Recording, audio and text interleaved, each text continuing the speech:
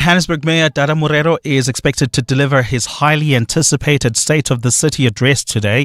His speech is expected to set the tone for how service delivery will be improved in the metro faced with many challenges. Pressure is mounting for him to sort out dysfunctional traffic lights, improve the supply of water and electricity, and fix potholes. Alfara Mushwana takes a look. It's been almost a year since the ANC's Dada Morero was elected as Johannesburg Mayor, but his time in office has been nothing short of turbulence. Frequent water shortages have been a headache to his administration, while a new syndicate targeting traffic lights has also led to sleepless nights. Rehabilitating the inner city is also likely to feature in his plans during his address today. Political analyst Levi Ndou says Morero's success in office will be judged on whether or not he managed to tackle these issues head on. My expectation is that the state of the city should be able to address issues that affect directly the ordinary citizens. Ndou says although Johannesburg is facing several challenges, it's important for Morero to highlight some of his key achievements. Alpha Ramshwana, Eyewitness News. The lead investigator in the Asbestos corruption trial has denied claims he mentally tortured and threatened one of the accused, former State Premier Ismagashule's ex-PA, Moradi Cholota. Cholota is one of the accused being tried for fraud and corruption linked to a dodgy 255 million rand tender for the replacement of asbestos roofs from 300,000 houses in the Free State. She's currently challenging the court's jurisdiction to try her in the matter, claiming her extradition from the US was unlawful and that she was ill-treated by South African investigators in the early stages of the probe. The trial within a trial is underway at the Bloemfontein High Court, and that's where Nokanya Mutambo is. Accused 17 Moradi Cholota previously claimed that lead investigators in the case tried to intimidate her into implicating her former boss, Ace Magashule, who's accused of turning a blind eye in the awarding of the irregular asbestos tender. She says not only did she learn through media reports that she would appear as a state witness, but that investigators turned cold when she failed to offer incriminating information about Magashule's alleged dodgy dealings. By his account, lead investigator Benjamin Callett says Cholota was aggressive and uncooperative while she was still considered a state witness. He's also denied claims that there was a deliberate campaign to mislead US officials in the application to have Cholota extradited, adding that all the paperwork was correct and obtained through the correct official channels. The trial within a trial continues on day 3. Nogukanya Mdambo, Eyewitness News in Bloemfontein. Legal counsel for Eastern Cape Judge President Clement Manyathela has attempted to discredit the witness brought by evidence leader advocate Salome Skippers before a tribunal into the judge's conduct.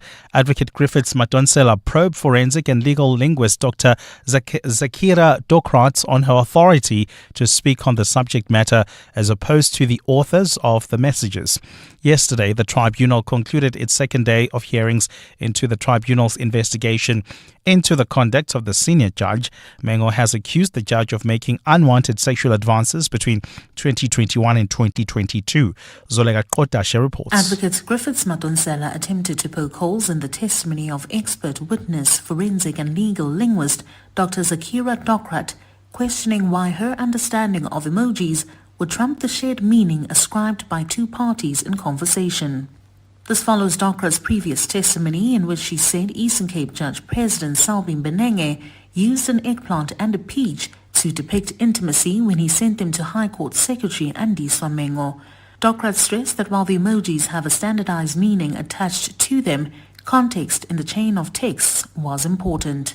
You wouldn't be sending fruit and vegetables in this text chain because the conversation is not around fruit and vegetables at that time. Despite this, Madonsela says Mengo's interpretation of the emojis should prevail over that of the expert witness. Am I to understand you then to be suggesting that if Mengo believed that she was sending an emoji X to mean Y, and you come to the conclusion that it meant Z, you should be taken as speaking to the meaning of what Mengo meant to convey? Tribunal chairperson, retired Judge President Bernard Mwebe, expressed concern that the understanding of the expert would override that of the recipient, which he says could possibly create a different conversation. Zoleka Kodashe, Eyewitness News. Gold is trading at $3,382.79 an ounce. The rand is at 18.22 to the dollar, 24.32 to the pound, 20.67 to the euro. Brent crude oil is at $62.65 a barrel. And in the traffic, we've got an accident in Midrand along the N1 North near Olifantsfontein Road, causing delays coming out of New Road. There's also an accident on the N1 South heading towards Four Ways or Bryanston via the N1 South. We've got the queuing traffic coming out of Rivonia Road towards Winnie Mandela Drive. A partly cloudy day in store for Gauteng. The temperatures will peak at highs between 23 and 24 degrees. The top story in EWN this hour, Johannesburg Mayor Dada Morero is expected to deliver his highly anticipated State of the City address today. EWN, in touch, in tune and independent. For the latest, visit ewn.co.za or download the EWN app. 702. We're listening to you. You're with Clement Manyathela On 702. Let's walk the talk. Streaming on the Prime Media Plus app. DSTV channel 856. 92.7 and 106 FM.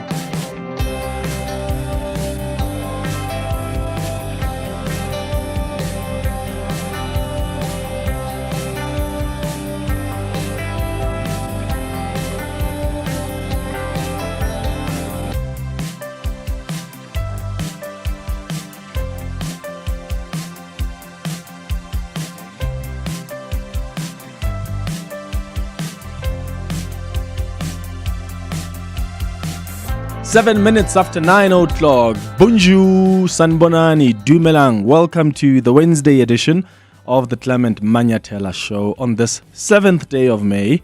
Thank you for joining us here on 702. I hope you're well this morning. Well, I actually hope that you have a better morning than I did. Let me tell you a short story. So, I fell this morning while I was running. I fell this morning while I was running, just after 5 a.m. this morning, and it was quite a fall. Like, it was bad. I know I'm laughing, but I actually have scars. It was dark, and I didn't see the hole on the road. Call it a pothole if you want. So I fell and I rolled, which is fine, right? I can live with that. I made it back home safely. You know what surprised me the most? Nobody stopped to help me get up. I mean, it's 25 past 5 or so, I get it. But nobody helped me up. I mean, some cars were hooting, and I hope they were hooting in sympathy, not because I'm stuck on the road after falling. Some cars were hooting, but that's it. There were two women who passed by, and the only word I heard from them was askies. And they didn't even stop. They just said askies and continued with business while I was on the floor, just after the roll. And I was taken aback by that, because if I was on the other side passing by, I would have helped Clement up. You know, I would have stopped and asked, "Are you okay? Do you need help?" Especially given the magnitude of the fall. This morning, when I told two female producers of the show of what happened, they seemed to understand why these women didn't really help me up. Because I'm a man. Apparently, we are built to go to war, so a little fall is nothing. And I disagree with that, because in that moment, I needed someone to be there for me, even if it's just for 30 seconds, just someone to ask me, "Are you okay?" or just hold me and help me get up. So why do we only help women and older persons when they are in situations like that? Like when you fall, why don't we get help as men? I don't know, does this make sense to you? Am I complaining about something that's like ridiculous? Have you ever been in a situation as a man, maybe not a fall, maybe you didn't fall, but you had a puncture or something, and you were left to figure it out because you're a man? I want you to share that story with us.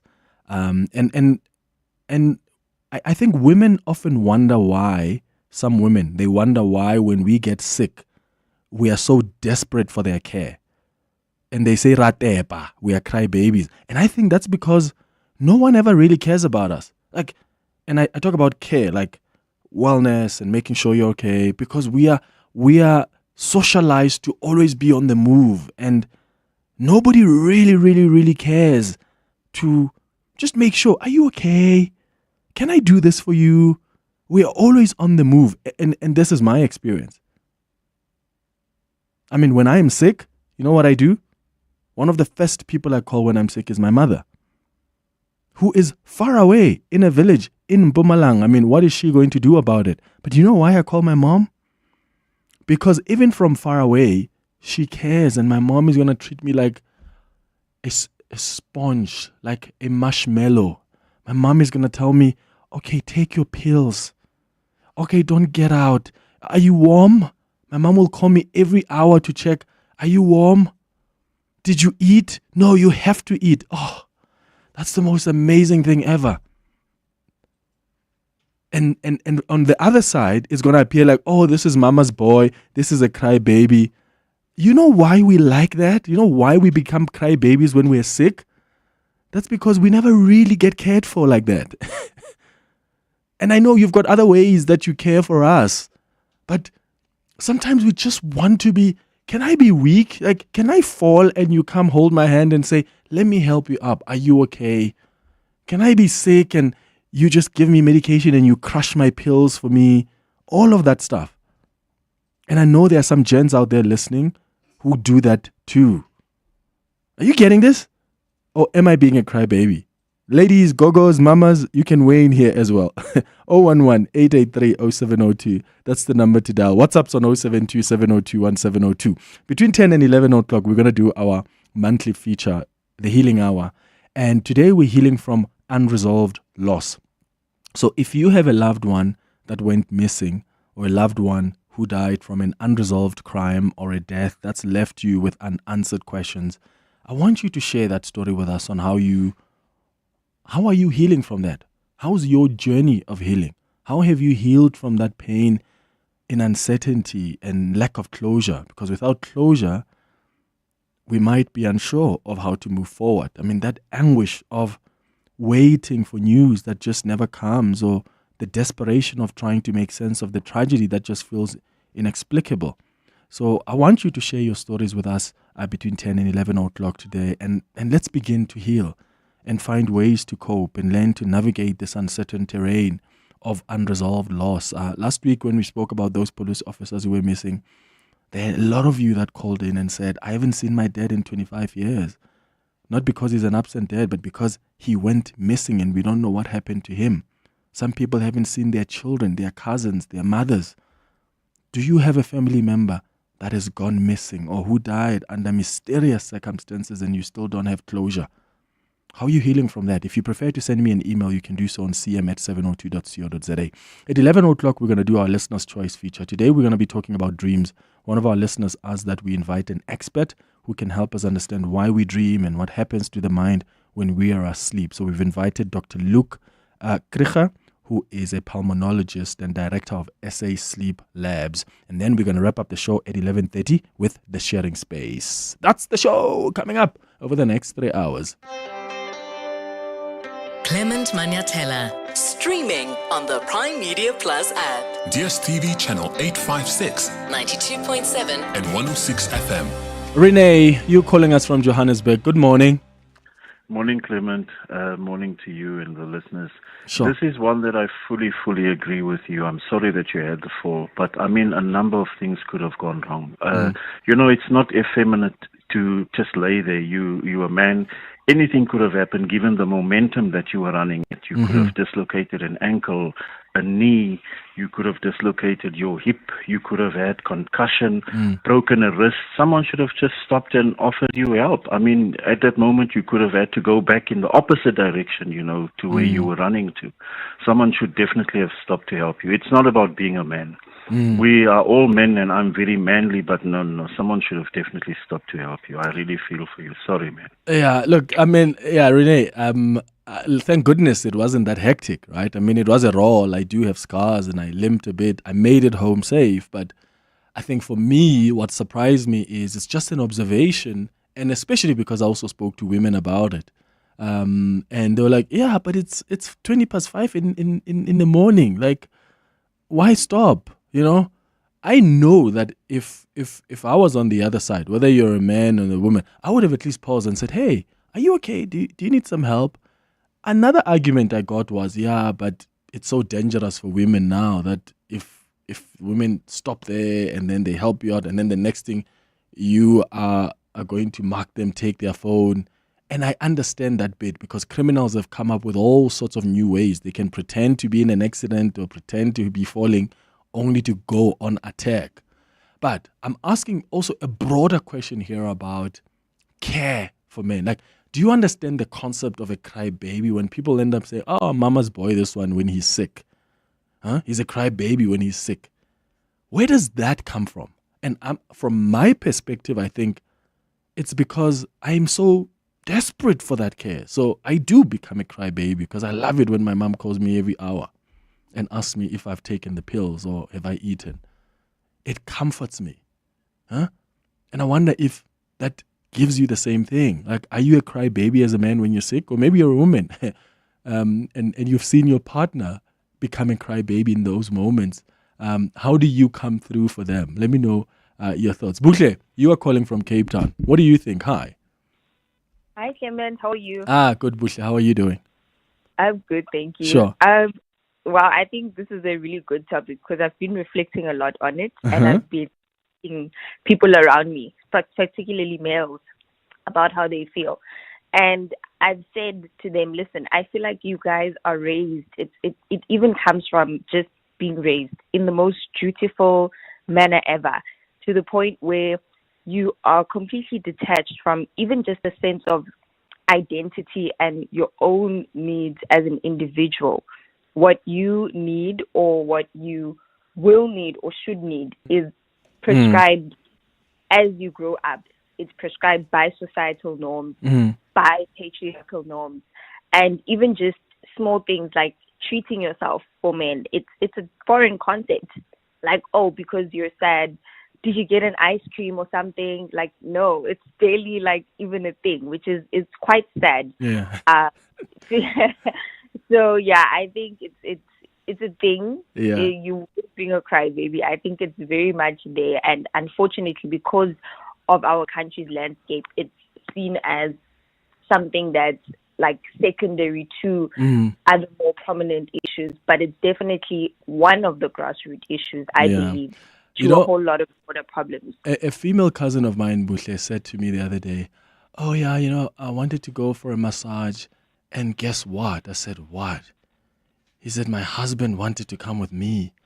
Like, why does he want to go for a massage? I was like, hey, bro, men are not supposed or allowed to go for massages. Like, we also want to do massages. And of course, I know there are many men out there or women who understand men can do massages. But it's just a point I want to drive home that even for something like that, it's seen as, oh, that self-care is reserved for women. There are people who look at it like that. And to that point, maybe it's how we are socialized as a society, whether you're a man or a woman. Because there are some men out there who also don't do massages.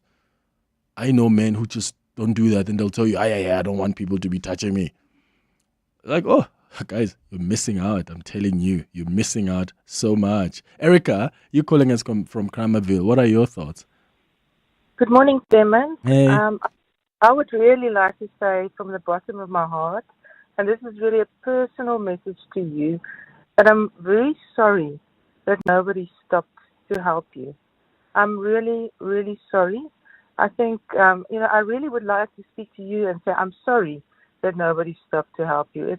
It's a sad thing. Yeah, no, it's okay, Rika. It's okay. Thank you. I'm really fine, guys. I'm really fine. I'm just broadening the chat because I think, because I was reflecting on it a lot. I was reflecting. After I got up from my fall, I called someone at that time to just explain what just happened because I just needed someone to know what I've just been through. And that's it. I'm really okay. I mean, I'm here at work. I suppose the point I'm making is after I spoke to the producers this morning about this, I thought they had different views, I had different views, and I thought, let's hear what the other listeners think. I just think that there's a thing there to interrogate about how we help each other on the road. And I know if there was a runner passing, because I know how, runners, we are actually quite helpful on the road. I mean, there's times when I will stop for a bit, not because I'm injured or anything, and there are runners passing by. They will stop and ask, hey, bro, are you okay? Do you need anything? And I appreciate that especially, I mean, when you're training for comrades, we're running at 5 in the morning, 4:30 sometimes in the morning. So you need that comradeship, and that exists. But I just find that, and even when I was at I stayed in Sunnyside when I was studying at the University of Pretoria, and I was mugged twice. Twice my laptops were taken away from me as I was heading to the flat. And you know what happened during that time? Nobody came to assist. In that moment when they were taking the laptop twice on Esalen Street, on the same street. Esalen Street in Sunnyside, it used to be the most dangerous street in Sunnyside. And people were just passing by, minding their own business. So when that fall happened today, I thought, we're becoming a society now that just exists in silos. Like, they're mugging you there. Okay, sure. I mean, I see often clips in the city of Johannesburg where someone is literally being hijacked, and people are just going on with their business. This never used to be the case. We used to rally together. What is going on? We're going to go and chase after that criminal. These days, you're on your own, brother, sister. Sipho, you're in Weinberg. Hi. Hi, Clement. Yeah, I feel your concern about what happened. The incident happened to you. The way that is not so serious, but we are now becoming a society where it becomes a gender thing, and it also we become people that are sort of men are being to be sort of non-feelers, or the people that have to feel for its women and children. And when we talk into the social section, you find that when these sort of gender-based violence that are happening, they say men are the perpetrators. And when you hear on the media about the reports of the wars all over the world about Ukraine and West Bank and all over, they will say most of the victims are men and children, as if men are to be. It's okay when they die; they're being killed. So we turn the society into something that becomes a gender thing. That when you have to feel for other people, it's only if they are women of other genders or they are young. And those things got a detrimental effect to the children that have become the boys that now will be saying, young children, we including them. But as they grow older, no, you have to take it on the other side. They won't become a man because of a man is something that is a sort of it's not supposed to be part of the society. Yeah. Look, Sipho, thank you so much for your contribution. I do think that there's a reason why women and children are a vulnerable group in society. There's a reason for that. And I think it is a legitimate reason. And this is my view, and you may disagree. I think it's a valid reason because the world has not been kind to women and children. In fact, men have not been kind to women and children. So I understand why they become a priority. I understand why they become a vulnerable group because they are. We have not been kind as the world, as men, to women and children. So I get that. And I don't want this to be a war between genders. I'm just asking more of a philosophical question, I suppose, of what does this actually mean? And I'm trying to rationalize it. And I'm hoping that through the views that you raised this morning, it will make a bit of sense to me.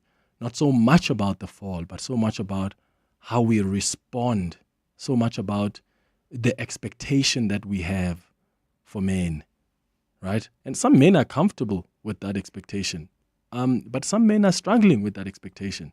Some men are struggling with the pressure of, you must always be the one that has the money. You must always be the one that is strong enough because you've gone to war. Let me tell you something. If I'm in a room with you and there's a snake, I'm running with you, ma'am. I'm running with you. And there are some ladies who say, oh, no. You must be a man. Go fight the snake. I'm not fighting any snake. You hear me?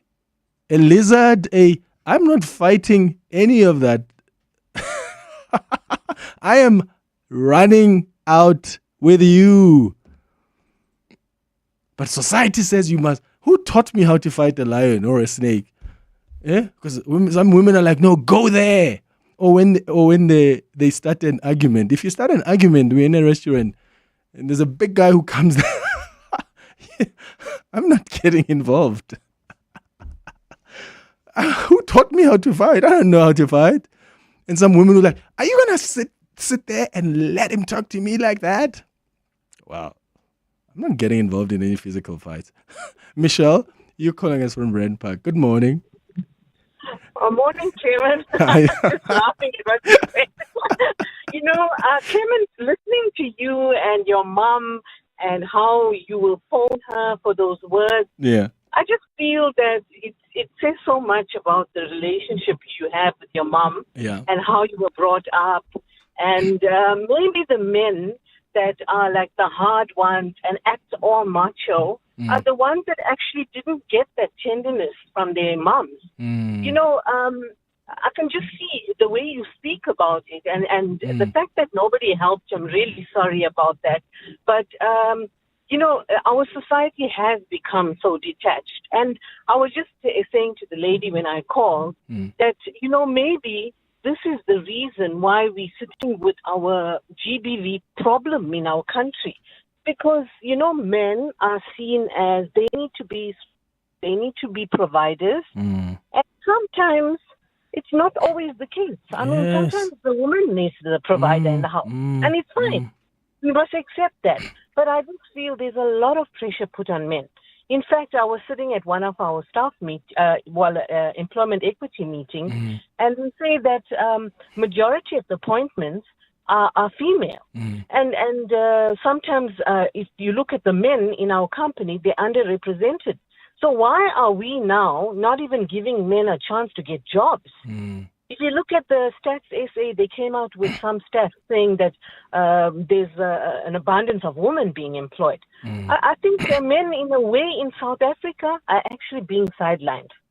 And that could be the problem why we're sitting with this GBV problem. Men are human too. They have feelings. And we've got to also accept that, and I'm not that type of woman. I don't expect people to open doors for me and whatever. But I just feel that you got to also feel for them. And then the ones and we as moms, we must feel bad to worry about our sons because it seems like we are making them little sissy boys. And I don't care. My son, I will worry about him till the day I die. Because that is my child. Oh, absolutely. Yes, absolutely, Michelle. I couldn't have said it better. The pressure. Look at the rates of suicide. Men are the people who are most committing or dying of suicide, dying by suicide. There's a lot of pressure. There are men out there whose wives or partners don't know that they don't have jobs. And they leave home because that would somehow make them less of a man. It strips away your dignity. What kind of a man are you when you have lost your job? So you pretend as if you have a job and you leave home every day in a suit, in formal clothes. Those are realities of men out there. And to Michelle's point, there's this level of pressure being put on men. And, nobody says men must not provide. Men must provide, but this is life. Sometimes life throws us these curveballs, and sometimes you just have to learn to navigate. Life doesn't come with a guaranteed job for men. Doesn't come with a guaranteed, wealth for men so that they can provide. They also need to go out there and hustle. Oh, but we fall too. We also need some help to get up. We get sick too. We also need to be helped and taken care of in that moment. And I really, really am convinced that a lot of men out there, when they're sick, because I hear this from a lot of women, including my friends who are married, they always say, "Ooh, men who are sick become crybabies." And I think it's because we are just so desperate for that care, because 99% of the time, we must be self-sufficient, we must be providers, we must be strong men who are always ready to defend the family. And that's your moment. When I'm sick, that's my moment to just be and be spoiled. Because how often are we? Hey? It's 9:31. Swisso, good morning.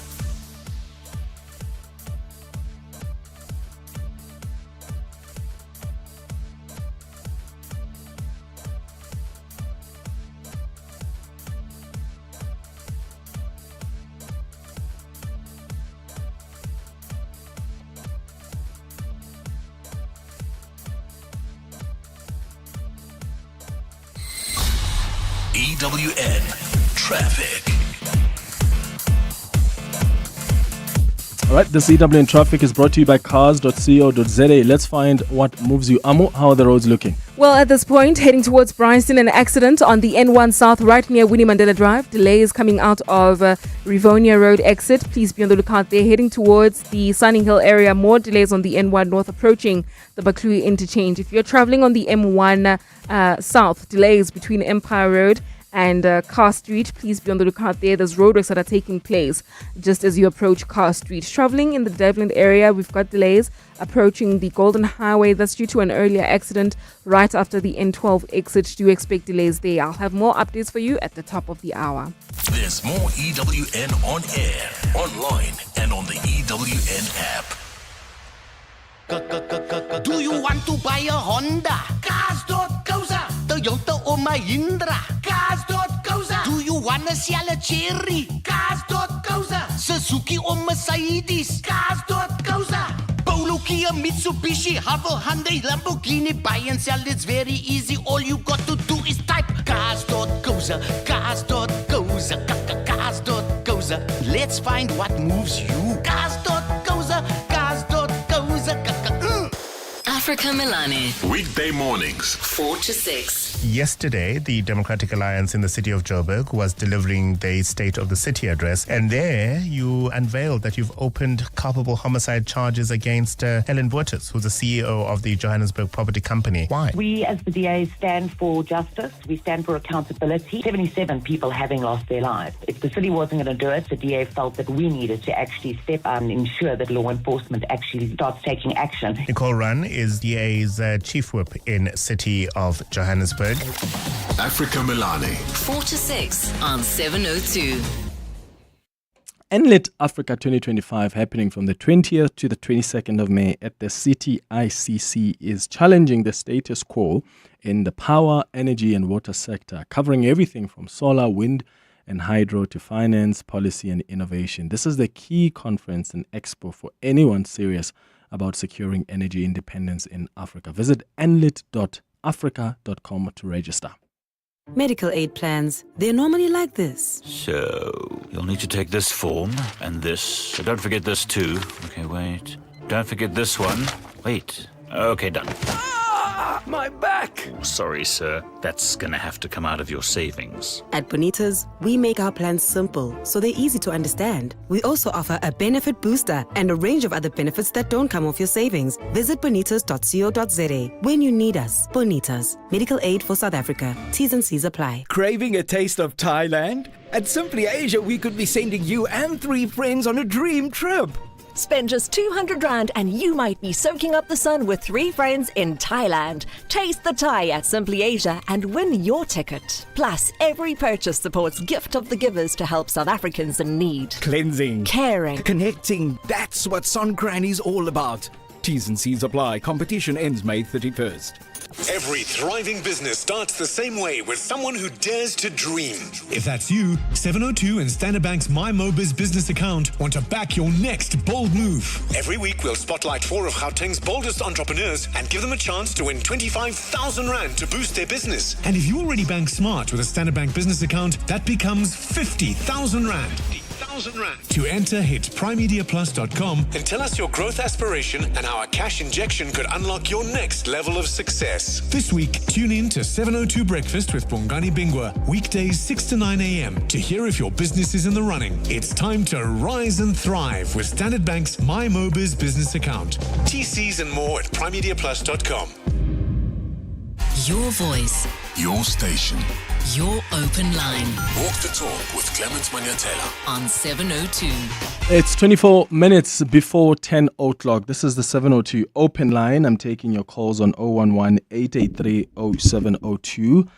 Your WhatsApps as well on 072-702-1702. I was looking at the Citizen newspaper today on page 2. They've got this story about the two-pot retirement system. Apparently, the people who withdrew money last year, 75 of those first takers have withdrawn their money again. Remember, since September last year, if you're a retirement fund member in financial need, you could access a portion of your savings to pay for emergencies or unforeseen expenses from your savings component, and then the balance is preserved until retirement.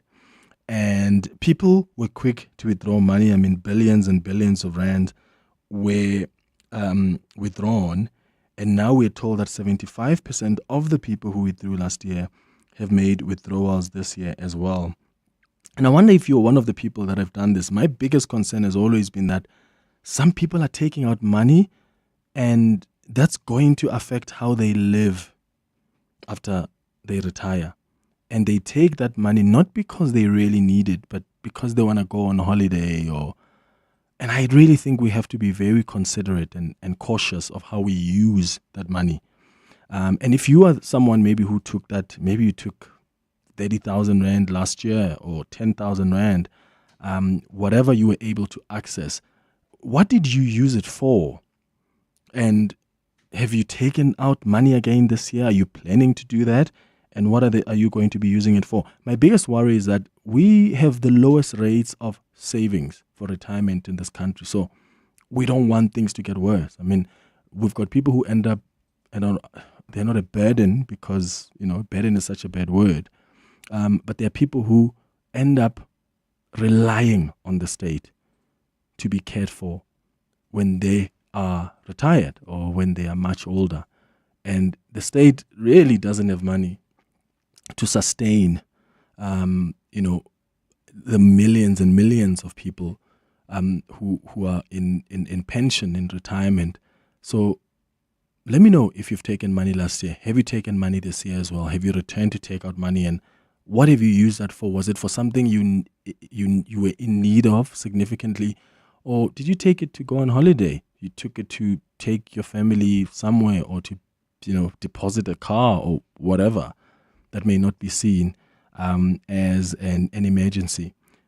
Give me your thoughts on that as well. 011-883-0702. Let's start with your WhatsApp voice notes that have come through so far. Morning, Clement. The high rate of crime in our country doesn't allow us to help each other, even if we want to. Someone wants to help you, and you're pretending maybe thugs come out from the bushes. It's happening day in and day out. I'm sorry about your fault, but even if people want to help, they don't know who's a genuine victim, who needs help, and who's a crook. Soweto. Hi, Clement. Sure, what you are saying is so sad. But what is so difficult for me is, unfortunately, there are people who fake being hurt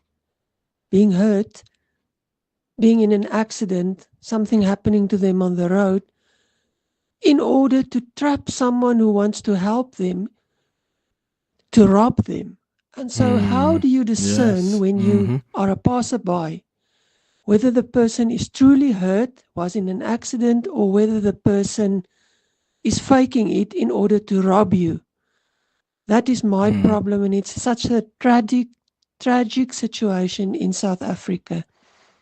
Yeah, listen, and that's why I said earlier that I actually understand it from that perspective. That, I mean, it's 5:20 in the morning.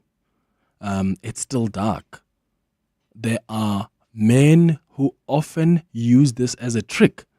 They always pretend like they are distressed or they are injured, and then as soon as you give them attention, they mug you. They snatch your phone, they snatch your bag, and they are gone. So I also understand that, and I think that could be the reason why the two women just went past as they saw me roll. I absolutely get that. There was no man who was around. There were people who were hooting. Again, I imagine they were hooting in sympathy because they saw the fall. But the one woman who passed, just said "askies" while they were passing. But I hear you. It's quite sad because even in society we've had to reimagine how we interact with one another.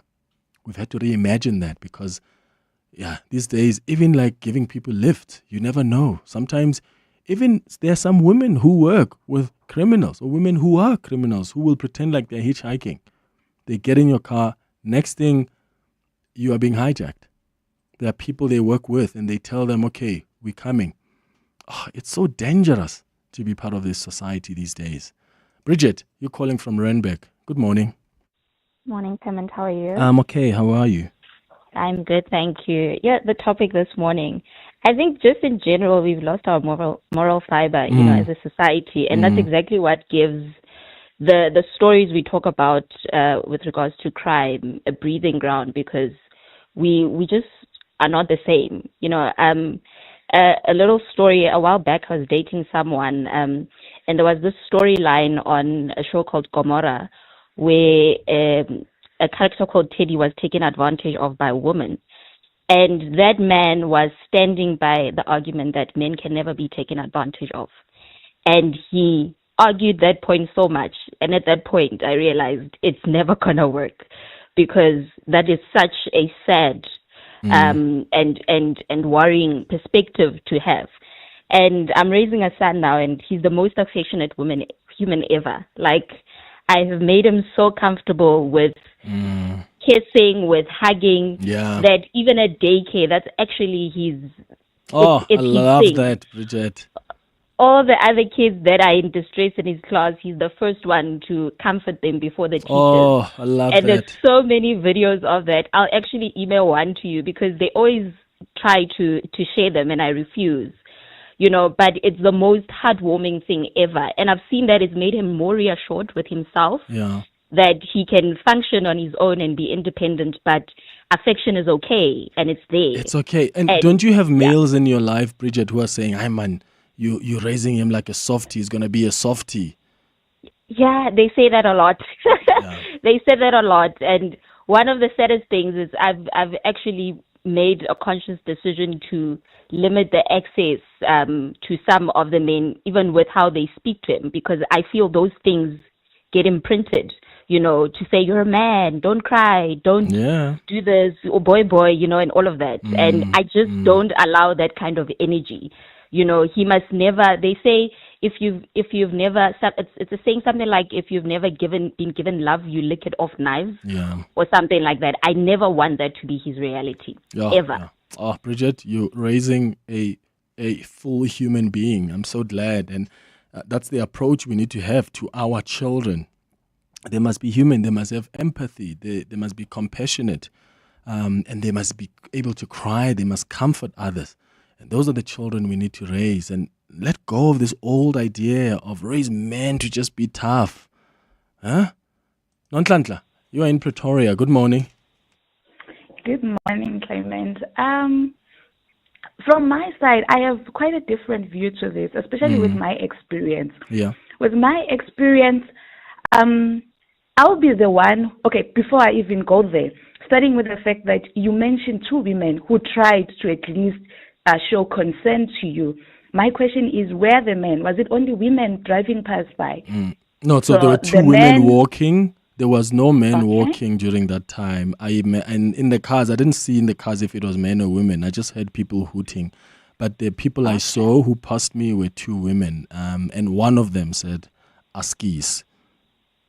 But it wasn't a pause. I stop. It just passed. Hey, Askis, while walking very fast. But again, no, I understand. It was dark. Maybe she's scared that, it's a trick before I mug her. I get that. And then she had to escape as quickly as possible. That is true. But then my other point is that with the fact that you say you call your mom and your mom will be taking care of you, being concerned. I'm a mother. Yeah. I'm a mother of 3 currently. And everybody who is sick is my responsibility. And wait until I get sick. I gave birth with Caesar, all my 3 children. And honestly, if I had to look back and see who was there for me, even during that time after giving birth, no one was there for me. And the house would be full, but everybody seems to be interested in the baby and life moves on. But whoever came to me and be like, are you okay? How are you holding up? That thing, I don't know. As much as we are putting it on men, I think in life problems are problems. They are not genders. Because with my experience, I'm also longing for that let it be somebody who comes and find out, are you okay? Yes. How are you holding up? Because now you are a super mom. You've always been a super mom that everybody thinks you don't need that care. I've been doing that to everybody. Everybody coughs. Everybody has a headache. Let me have a toothache. No one cares. Like, okay, you complain that you had a toothache, and life goes on. Life goes on. They will remember after 2 days, how is it going? And again, I'll be the one who will still remind them. And because I'm a mother. So it's really not a gender thing where it's because you are a man, because you are a woman. In this world, problems are just problems. Like, honestly, your concern is exactly the same concern that I'm having. And I'm a woman and a mother. Yes. So I'm that your mother that you are calling. Yeah. I hope she also calls you when she's also not feeling well. Yeah, I hope so. And that line got cut off there. I hope I'm also able to, and I've been that source of comfort for her as well in the moment when she's needed. And I can confidently say that I have. Let's go to some WhatsApps. Hi, Clement. It's Anonymous here in Midrand. I just want to highlight the 2-pot system. So I also withdrew some money last year and I bought myself a Toyota Tazz cash and I'm driving it every day. I really feel like I made the right decision because what happened was last year my brother's car got into an accident and my car got into an accident. So now the entire family is relying on my Toyota Tazz that I bought with money I withdrew from the 2-pot system. So I'm literally using my money daily, taking the kids to school. So I really feel like if you're gonna withdraw, make sure that it's something that you're gonna find useful on a day-to-day basis or for the long term. Thank you. Anonymous in Midrand. Thank you, Anonymous. Another one says, hi, Clement. I used my 2-pot system to settle some of my debts to try free up some money in school fees. Now with a bit of rand, can try push the remaining debts. That's great. Thank you for that. Another one says, Clement, I'm intending to withdraw from the 2-pot for the first time this year. I needed to cover some costs. I'm not balancing at the end of the month. Please keep me anonymous. Yeah, listen, Anonymous, as long as you're using it to try and offset costs, and it's not just for like fancy things that you don't necessarily need, because you still don't really want to find yourself in trouble when you retire where you just don't have enough to sustain your lifestyle. It's going up to 11 before 10. Dear Journal, adulting, day 3,700 and whatever. Just bought a bunch of supplements I can't pronounce to try and fix my sleep schedule. What a game changer. So chuffed I spotted them when I was doom scrolling at 11:53 p.m. Finally learning about mental health. Get covered at pineapple.co.za. It's convenient and like 19 Rand a day, so it's 100% the insurance for you. Underwritten by Old Mutual Alternative Risk Transfer Insurer Limited, licensed non-life insurer and authorized FSP. Premiums are risk profile dependent. Celebrate Mother's Day on Sunday, the 11th of May at Nyrock's Winter Sculpture Fair. Experience an Italian-flavored day out with art, music, wine, gourmet food, and good living. The event will feature a tribute to the life's work and influence of Eduardo Villa, an ambitious exhibition featuring large-scale works across the park and indoor galleries. Villa's enduring legacy is reflected through contemporary luminaries such as Nicholas Hlobo, William Boshoff, and William Kendridge. Limited tickets are available from nyroxarts.com. Nyrox is a private not-for-profit foundation to benefit the arts. All income is used to maintain the grounds, the artist residency program, and artist support. Your voice. Your station. Your open line. Walk the talk with Clement Manyathela on 702. It's 9 minutes now before 10 o'clock. No, Clem. I love you, my brother, but you need to man up. You really need to man up. And I'm telling you, it's not society doing anything. It's nature that intended that men must be strong and not show any sign of weakness. It's nature that intended that it's men that need to go there and go hunt with the lions and not take their women with them. So now when you're talking about you won't fight a snake, you'll run with your women, with your woman. That's unnatural. There's something wrong there. Please. So if a lion came in this studio, are you running or are you going to protect Zintle and Snaz? Like if a lion came in here now, what do you do? Is your first instinct to run or are you going there to protect them? You see, Abel says he protects himself. So, I'm sorry, if a lion comes in here now, I'm running. Unless I've got some extra, if I've got a gun then I'm going to try, okay, I've got something that I could use to protect other people. But I'm sorry, I'm out of this place because I am also just as unequipped to fight a lion. So and of course it's a different thing if you've got kids around. I mean, kids are vulnerable, they're young. My first instinct if I've got my kids there is to, where are my kids? I'm protecting them first. But I'm just saying that this whole idea that, man up, we didn't go to wars. We didn't grow up during that time. That's a different generation to us. And we are, men are being beaten out there because they're acting like they're tough. You're in a restaurant there and you want to impress your date. You start a fight. Now you get embarrassed because they beat you up. No. What's wrong with us actually being calm? What's wrong with us actually avoiding physical violence? Some of us we tell our children, no, don't come back to me crying that someone beat you up. Go beat them back. I don't know. I don't know about that. I just think we're all human. And I'm not saying we're all the same. I mean, there are responsibilities that some women often take. There are responsibilities that some men often take. I'm not saying all of that needs to change. I'm just saying, just remember that the same men you want to be tough every day, every hour, every second, are the same men who also sometimes want to be weak. They do. Sometimes they just want to be human. They want to feel. Because unfortunately or fortunately, we are created, all of us have the same human experience. You've got a body, a spirit, and a soul. We're all feelers. We feel things. Like we don't get an injection when we are born as men that, you're not going to be emotional. You're going to block your tears. I just want to be human. And that doesn't mean that my manhood is questioned or I'm less of a man because I'm a human being that embraces my humanity in its fullness. Hi, Clement. This is Anne.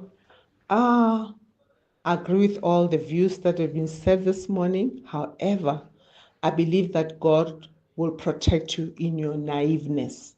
I've raised my daughters that when you see something wrong, if you can, listen to your sixth sense, help that person. We've been that kind of a family. And I cannot recall any negative thing happening to us. My daughters have stopped for people whom we thought they were dangerous. They'll tell you, Mommy, I stopped and then I asked this person to look after my car. Because God protects you in your naiveness. The good that you give out, it comes back to you. And, you know, we know that, you know, South Africa is this way, but you've got to build positive vibes. And that's what I'm praying for, that, you know, let's just look at it differently and maybe it will change. Thanks. Yeah. Keletso in Germiston, hi. Hi, Clem. How are you? Good, brother. How are you? I'm good, thanks. So thank you for this topic. It's almost prophetic because I was having the same conversation with my sister yesterday. Mm-hmm. And I was saying, after reading a post on Twitter to her, that men's happiness is not considered most of the time. But she actually made me aware that in many instances, even the experiences of women, you know, are not considered, in that women forgo a lot in relationships. But I said to her, let's not invalidate each other's experiences. We both feel and we both know that both genders experience problems, but we need to face it head on. Don't invalidate the other's experience. Hear them out, both as men and as women, in relationships at home, whether they are romantic or otherwise, because everyone needs care at the end of the day. But thank you so much for this topic. Thank you, brother. Keletso in Germiston. Morning, Clement.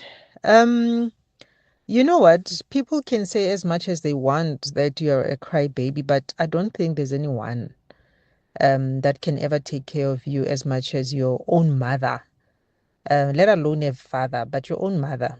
There is nobody that can take you the same way in which your own mother can take care of you. My mother does the same thing. When I'm not okay, she's in another province. I'm in Gauteng, she's in Limpopo.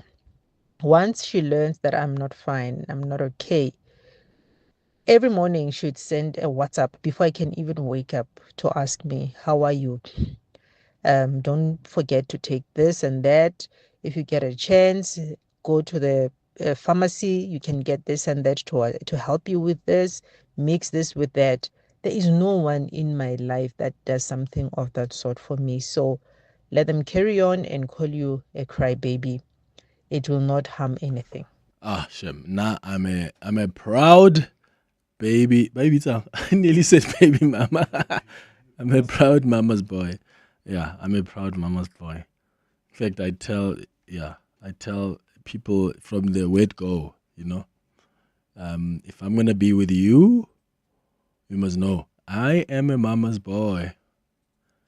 I'm a proud crybaby, and you must know when I'm sick, like, yeah, you'd swear I've got 2 days left, because get there, but I just want to be cared for, guys. It's 2 minutes before 10. Every time we're on the radio, we're not just talking. We're turning words into actions. Actions that change communities. Actions that make a difference. And every time you tune into 702, You're not just listening to the radio. You're in conversation with us. And your voice matters. You're on a journey with us, and every step we take counts. It's these steps that not only help us grow as individuals, but also bring us together as a society. Through the good times and the bad. Every step gets us closer to the South Africa we want to be. so keep walking with 702. And let's make this a journey to remember. 702. Let's walk the talk. Have you heard the latest news? Vincent, a 40-year-old man, wanted to save money on his car insurance premium, so he got a quote from Outsurance. Vincent now saves a massive 990 Rand a month on his 2022 Ford Ranger 2.2 litre. Outsurance clients always get something out. Get a quote today and see how much they could save you. Why pay more when you could pay less? Switch to Outsurance today. Call 08600 60,000 or visit outsurance.co.za. You always get something out. A licensed insurer and FSP. T's and C's online. Brush, stroke, paint, color, protect, and admire. From roof paint to exterior textures and interior silk, Warrior Paints has it all. The product range and stylish colors are amazing. And what's more, Warrior Paints has crushed prices for incredible savings. Enjoy that good old-fashioned personal service you deserve. For price, quality, variety and service, Warrior Paints is street ahead. Warrior Paints, affordable, lasting, luxury. This is EWN. Good morning, I'm Sfiso Zulu. There are suggestions that Joburg Mayor Dada Morero is under immense pressure as his failure to halt the city's decline could deal a serious blow for the ANC in the next municipal elections. Morero is expected to deliver his State of the City address today, where he'll outline his service delivery priorities for the year ahead. His most pressing challenge has been ensuring reliable water supply, while the overall cleanliness of the metro has also sparked public criticism. Alfara Mushwana takes a look. Concerns have been raised in recent months about the deteriorating state of the city of Johannesburg, with President Cyril Ramaphosa also expressing dissatisfaction with the metro's service delivery. Other pressing issues that Mayor Dada Morero must tackle include soaring electricity costs, rising crime rates and poor cleanliness across the city. Political analyst Levi Ndou warns that failure to resolve these challenges could negatively impact the ANC's support in next year's local government elections. The fate of the city is coming at a time when ordinary citizens are busy assessing the performance of government, because we're actually moving towards the 2026 local government elections. Morero is scheduled to deliver his State of the City address at 2 o'clock this afternoon. Alpha Ramshwana, Eyewitness News. The IFP will introduce new legislation in Parliament to ensure that companies employ at least 80% of South Africans in their workforce. The party made the call for the 80-20 split in favour of locals during a Workers' Day debate in the National Assembly, where parties called for decent work and social justice yesterday. Babalo Ndenza reports. Political parties yesterday made several submissions on the rights of workers during the Workers' Day debate. IFP MP and Deputy Transport Minister Mkhuleko Hlengwa said the fight for decent work and social justice is not just symbolic. He also says the government should put South Africans first when it comes to employment. That is why the IFP will be reintroducing the private members' bill aimed at enforcing a minimum 80-20 employment target, ensuring that companies employ at least 80% South Africans, especially in entry-level and low-skill sectors. He says it's about economic justice for citizens, particularly the youth, who remain locked out of employment opportunities in the country, with youth unemployment sitting at over 45%. Babalo Ndenze, Eyewitness News. Basic Education Minister Siviwe Gwachube says her department needs 32 billion rand to build additional classrooms to address the overcrowding crisis. Gwachube and the department briefed Parliament on public school infrastructure backlogs, including the eradication of pit toilets. She says thousands of schools still require additional classrooms due to what she's described as the new phenomenon of overcrowding. Over 8,222 schools still require additional classrooms, and that is estimated to be 32 billion rand that we need to come up with. So 32 billion rand, Chairperson, is a huge amount of money. And Pakistan says 26 civilians are now dead and 46 others injured following an Indian attack in the Pakistani-controlled territory of Kashmir. Relations between India and Pakistan, both nuclear-armed states, have declined sharply following a deadly militant attack on tourists in Palgram last month. India says it has evidence pointing towards an involvement of Pakistan-based terrorists in that attack, but Pakistan has denied any links. Indian-administered Kashmir has seen a decades-long insurgency which has claimed thousands of lives. And India's Foreign Secretary Vikram Misri has given an update today after the country launched the deadly strikes on its neighbour. The attack was clearly driven by the objective of undermining the normalcy returning to Jammu and Kashmir.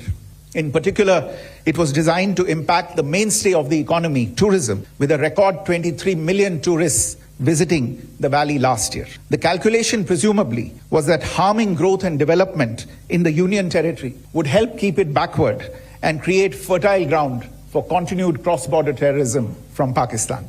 Gold is trading at $3,382.79 an ounce. The rand is at 18.22 to the dollar, 24.32 to the pound, 20.67 to the euro.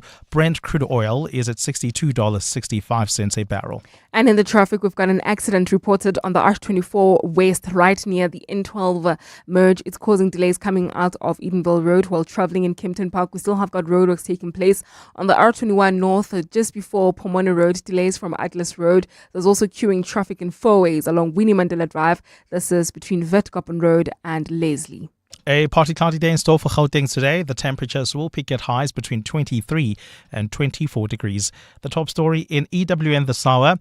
There are suggestions that Joburg Mayor Dada Morero is under immense pressure as his failure to halt the city's decline could deal a serious blow for the ANC in the next municipal election.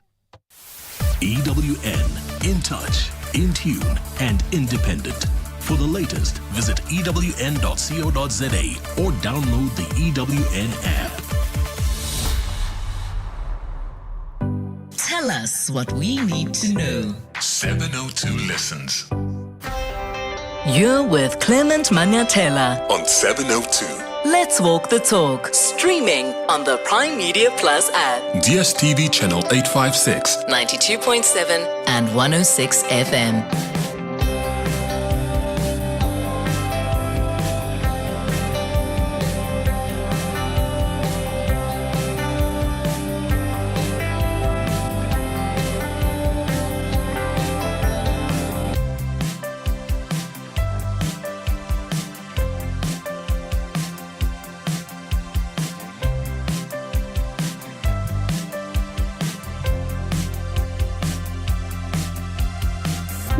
7 minutes after 10 o'clock. Dumelang, welcome. This is the second hour of the Clement Manyathela Show. Thank you for your contribution through your calls, your WhatsApps, your tweets /access on the 702 open line in the previous hour.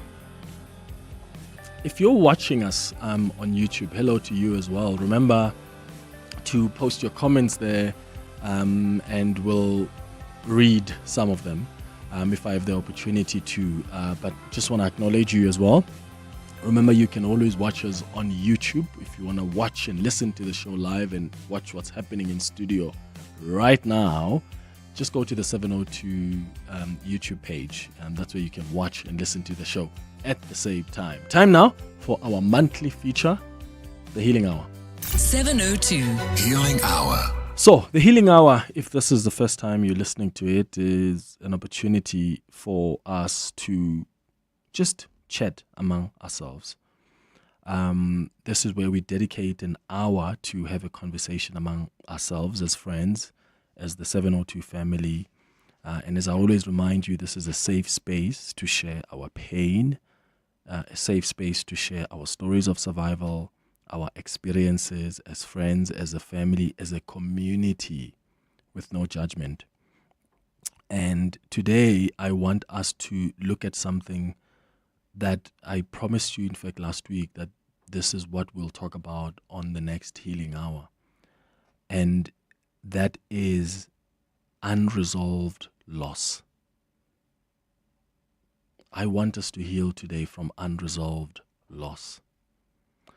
Last week, when we were talking about the police officers who had gone missing and they found their bodies in a river in Centurion, in the Hanops River in Centurion, and the vehicle they were traveling in, we had a chat about it on the open line.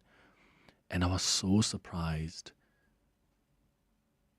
to receive so many calls on air from people who have lost their loved ones. And I think sometimes we forget that that is still a crisis. There are still families out there who have missing loved ones. And we don't talk about it a lot as much as we used to talk about it because we probably don't think it's a crisis anymore. And I remember even reflecting on the Sowetan. You know, the Sowetan newspaper used to have a page. Towards the back. Was it at the back? Where they used to have like missing people. And there would be contact details of if you see this person, contact this. And I remember I used to see young children, 2 years, 5. I used to see people across all different ages.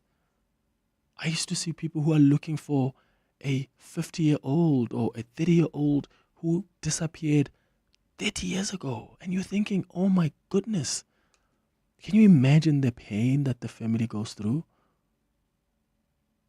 It's one thing. It's one thing to know that someone has passed, someone you love, but at some point that gives you some closure.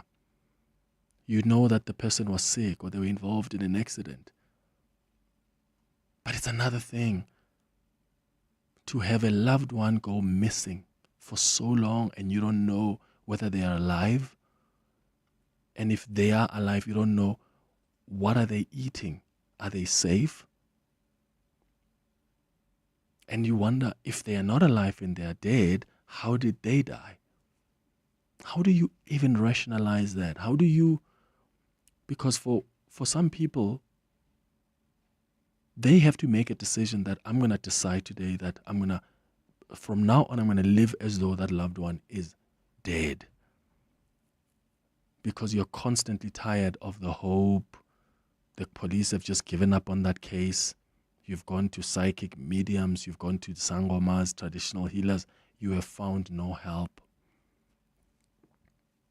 How have you survived that? How have you been healing from that? So I'd like you to give us a call this morning on 011-883-0702. Maybe you want to send us a WhatsApp voice note on 072-702-1702. I've got some emails that came through as well. Some of you who prefer to send us your stories via email on cm@702.co.za. Today we're healing from unresolved loss. If you have a loved one that went missing or a loved one who died from an unresolved crime or a death that's left you with unanswered questions, there's some of you that have loved ones. Imagine the family of the 3 police officers. You just, at least now the police are thinking, okay, this may have been an accident because they found the vehicle. But there are cases where people found their loved ones dead on the road. They found them dead in the river. They've just found them dead in their room. And there is still no explanation of how they died or what caused their death. How do you heal from that? How have you healed from that pain of uncertainty? The lack of closure. Because without closure, how do you even move forward? That anguish of waiting for the news that just never come, or the desperation of trying to make sense of a tragedy that just feels so devastating. Please share your thoughts with us and let's begin to heal and find ways to cope and learn to navigate this uncertain terrain of unresolved loss. The number to dial is 011-883-0702. WhatsApps on 072-702-1702. 702. Healing Hour. Tabogo, let's start with you. You are calling us from Mohlakeng. Good morning. Morning, Mr. Manyathela. How are you? I'm all right, Debza. How are you doing? Yeah, this is a tough topic. I remember, I think we had a topic last week about this, and you said I think sometime this week you'll make space for it. Yeah, now my case is very sad. My dad went missing 2002. I was 15 at the time, still in high school. Yeah. Doing grade 9. And up to today, there's no trace, there's nothing. He was just taken from the taxi rank where he was working, and then that was it. Taken by who? It was said there were 5 guys that came. 5 guys and a female that came. And then those people are known. And then he just disappeared. They said they wanted to go to Pretoria, and then he never came back. And on that day, it was my siblings' birthday. She was turning 2. So I've got 3 other siblings that came after me that are from my dad's side. They don't know him. At least I know him. So I feel sad for them. And what's more painful is that my birthday is 3 days before his. So we share a birthday month. And he disappeared on the day that his daughter was turning 2. And what did you guys do as a family? So obviously I imagine the police got involved at some point. And did you try go to pastors or prophets? Or because sometimes when people go missing, families go to ask for help anyway. Yeah, I know we tried because he was a staunch ZCC member, like a deep one. We tried, we went there, nothing. We wrote to Bokumbileka, went to the mortuaries, government mortuaries, prisons, nothing. What's this? Psychiatric institutes, there's nothing. So, like, the first year, I just made peace. So, you know what? It can't be that a whole person could just disappear like that without a trace. So, but every time it's my birthday month, I know that 3 days after it's his. So it becomes, a bittersweet moment. And then also for my younger sisters also, you know what? It can't be. And then I've had dreams about him. Twice I've woken up crying, not knowing what it means. And what are your dreams? What are you dreaming about him? The one time was at the street of my corner, there's a traffic light. So there was a funeral driving past. So normally, like, us as black people, what we do when a funeral passes, it's either you sit down or you wait. So as I'm waiting in a traffic light, he's wearing his green and yellow uniform from ZCC, driving a green car. And then as he passed, I'm like, even if they say two people are the same, but this is him. And then I jumped into the road and I stopped. You say, how can you come to Mosaking and then you don't tell me that you're here? Then I wake up, tears flowing from my eyes. I'm like, hey, man. Then the second one, my mother and him were never married. But that day, I was walking into my father's street where he was born. And then my mother was sweeping. And I'm like, no, man. My dad didn't marry my mother. Why is she sweeping now? Because he's got a wife. And then it's like, after the funeral, when people are busy picking the pots and cleaning them and whatever, it was that kind of scene. And then next thing I wake up, tears in my eyes. So I'm like, I don't understand whether this person is still alive or is he trying to communicate with me? I don't know what it means. Yeah. So, I had to learn to be responsible at a very young age, because that's when I tasted how it's like to struggle. Because I don't want to lie, he did everything for me. Although him and my mother were not together, but that man played his part. Sure. Tebogo, thank you so much for sharing that, man. And I'm so sorry. You sound like you've been holding a lot of people together. You sound so strong, but I'm sure this strength came with a lot of suffering.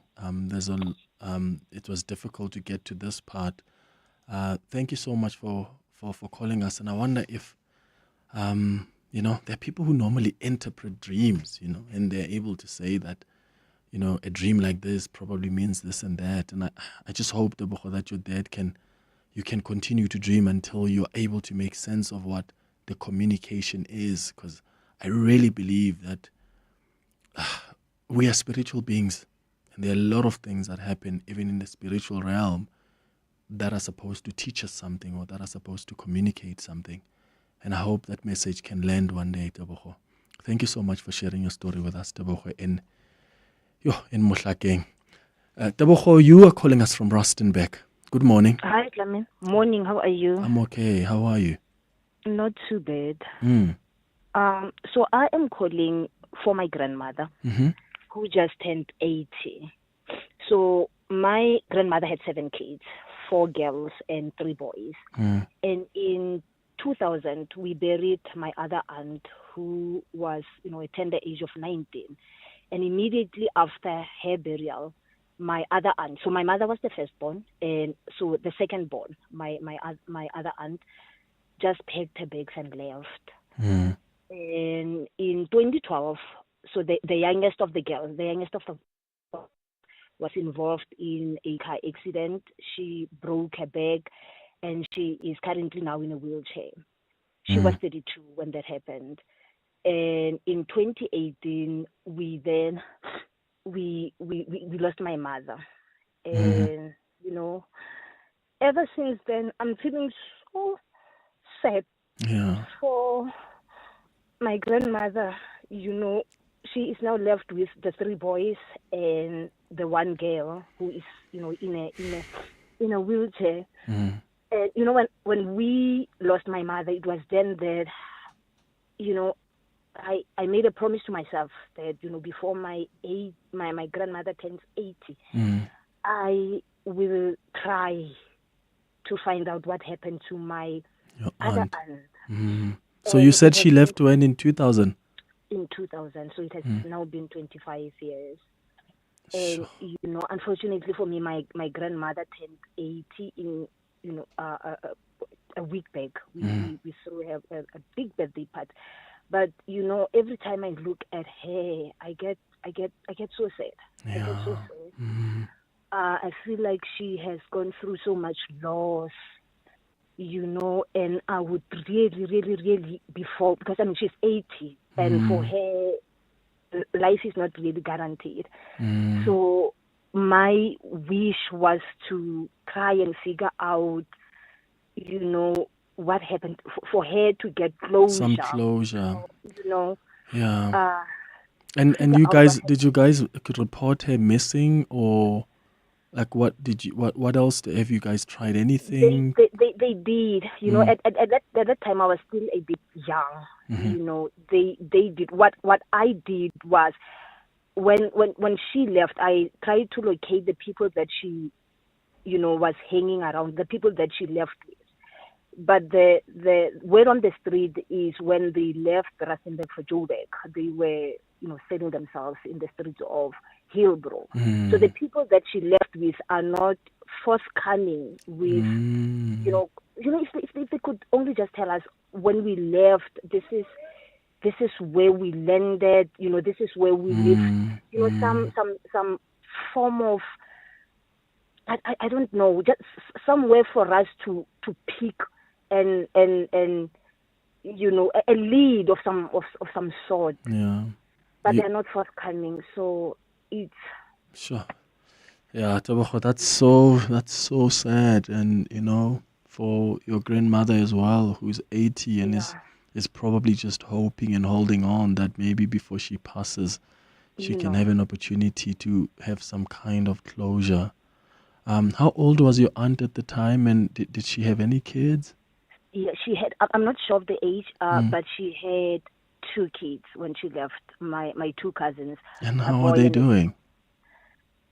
They go around as if they don't care, but I think they're still young, and there will be a time when they also want to find out what happened to their mother.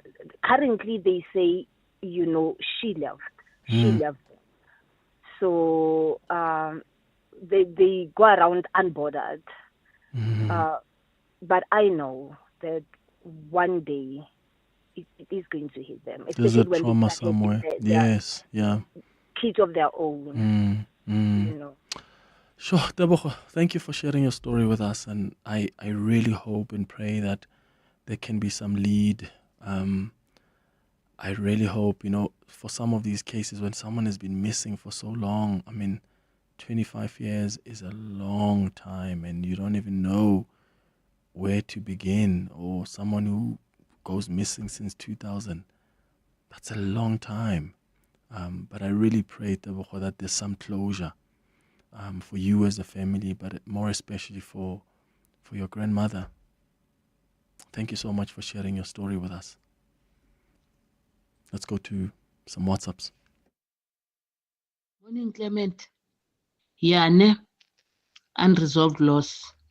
I'm the mother of a 4-year-old daughter who went missing in 2010. To date, no closure, nothing. It is a very painful, undescribable pain. Thank you. Yeah, I can only imagine how painful that is for your daughter to go missing at such an age, and you still don't have answers. How do you live? What do you do on their birthdays? What do you do when you see other girls who are or were her age when she went missing? There are so many families out there that are struggling with this. There are many families that still are struggling with unresolved loss, where someone has gone missing or someone has died under mysterious circumstances, and there's still no answers as to what truly happened, what transpired. How have you been healing from that as a family? Do you have a loved one who has gone missing?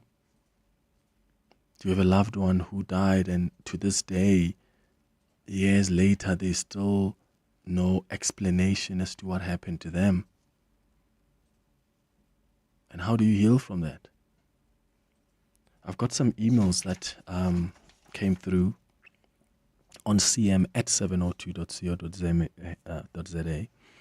One email says, "Good morning, Mr. Manyathela. I hope this email finds you well. My brother, McDonald Mareme Pasha, left Tembisa in 1996. We heard that he was seen at Witbank in 1999. We since tried to trace him with no avail. The mother died in 2002. We tried to trace him even after that happened, but it was just difficult." That's an email we received from a concerned brother, Hamilton Pasha.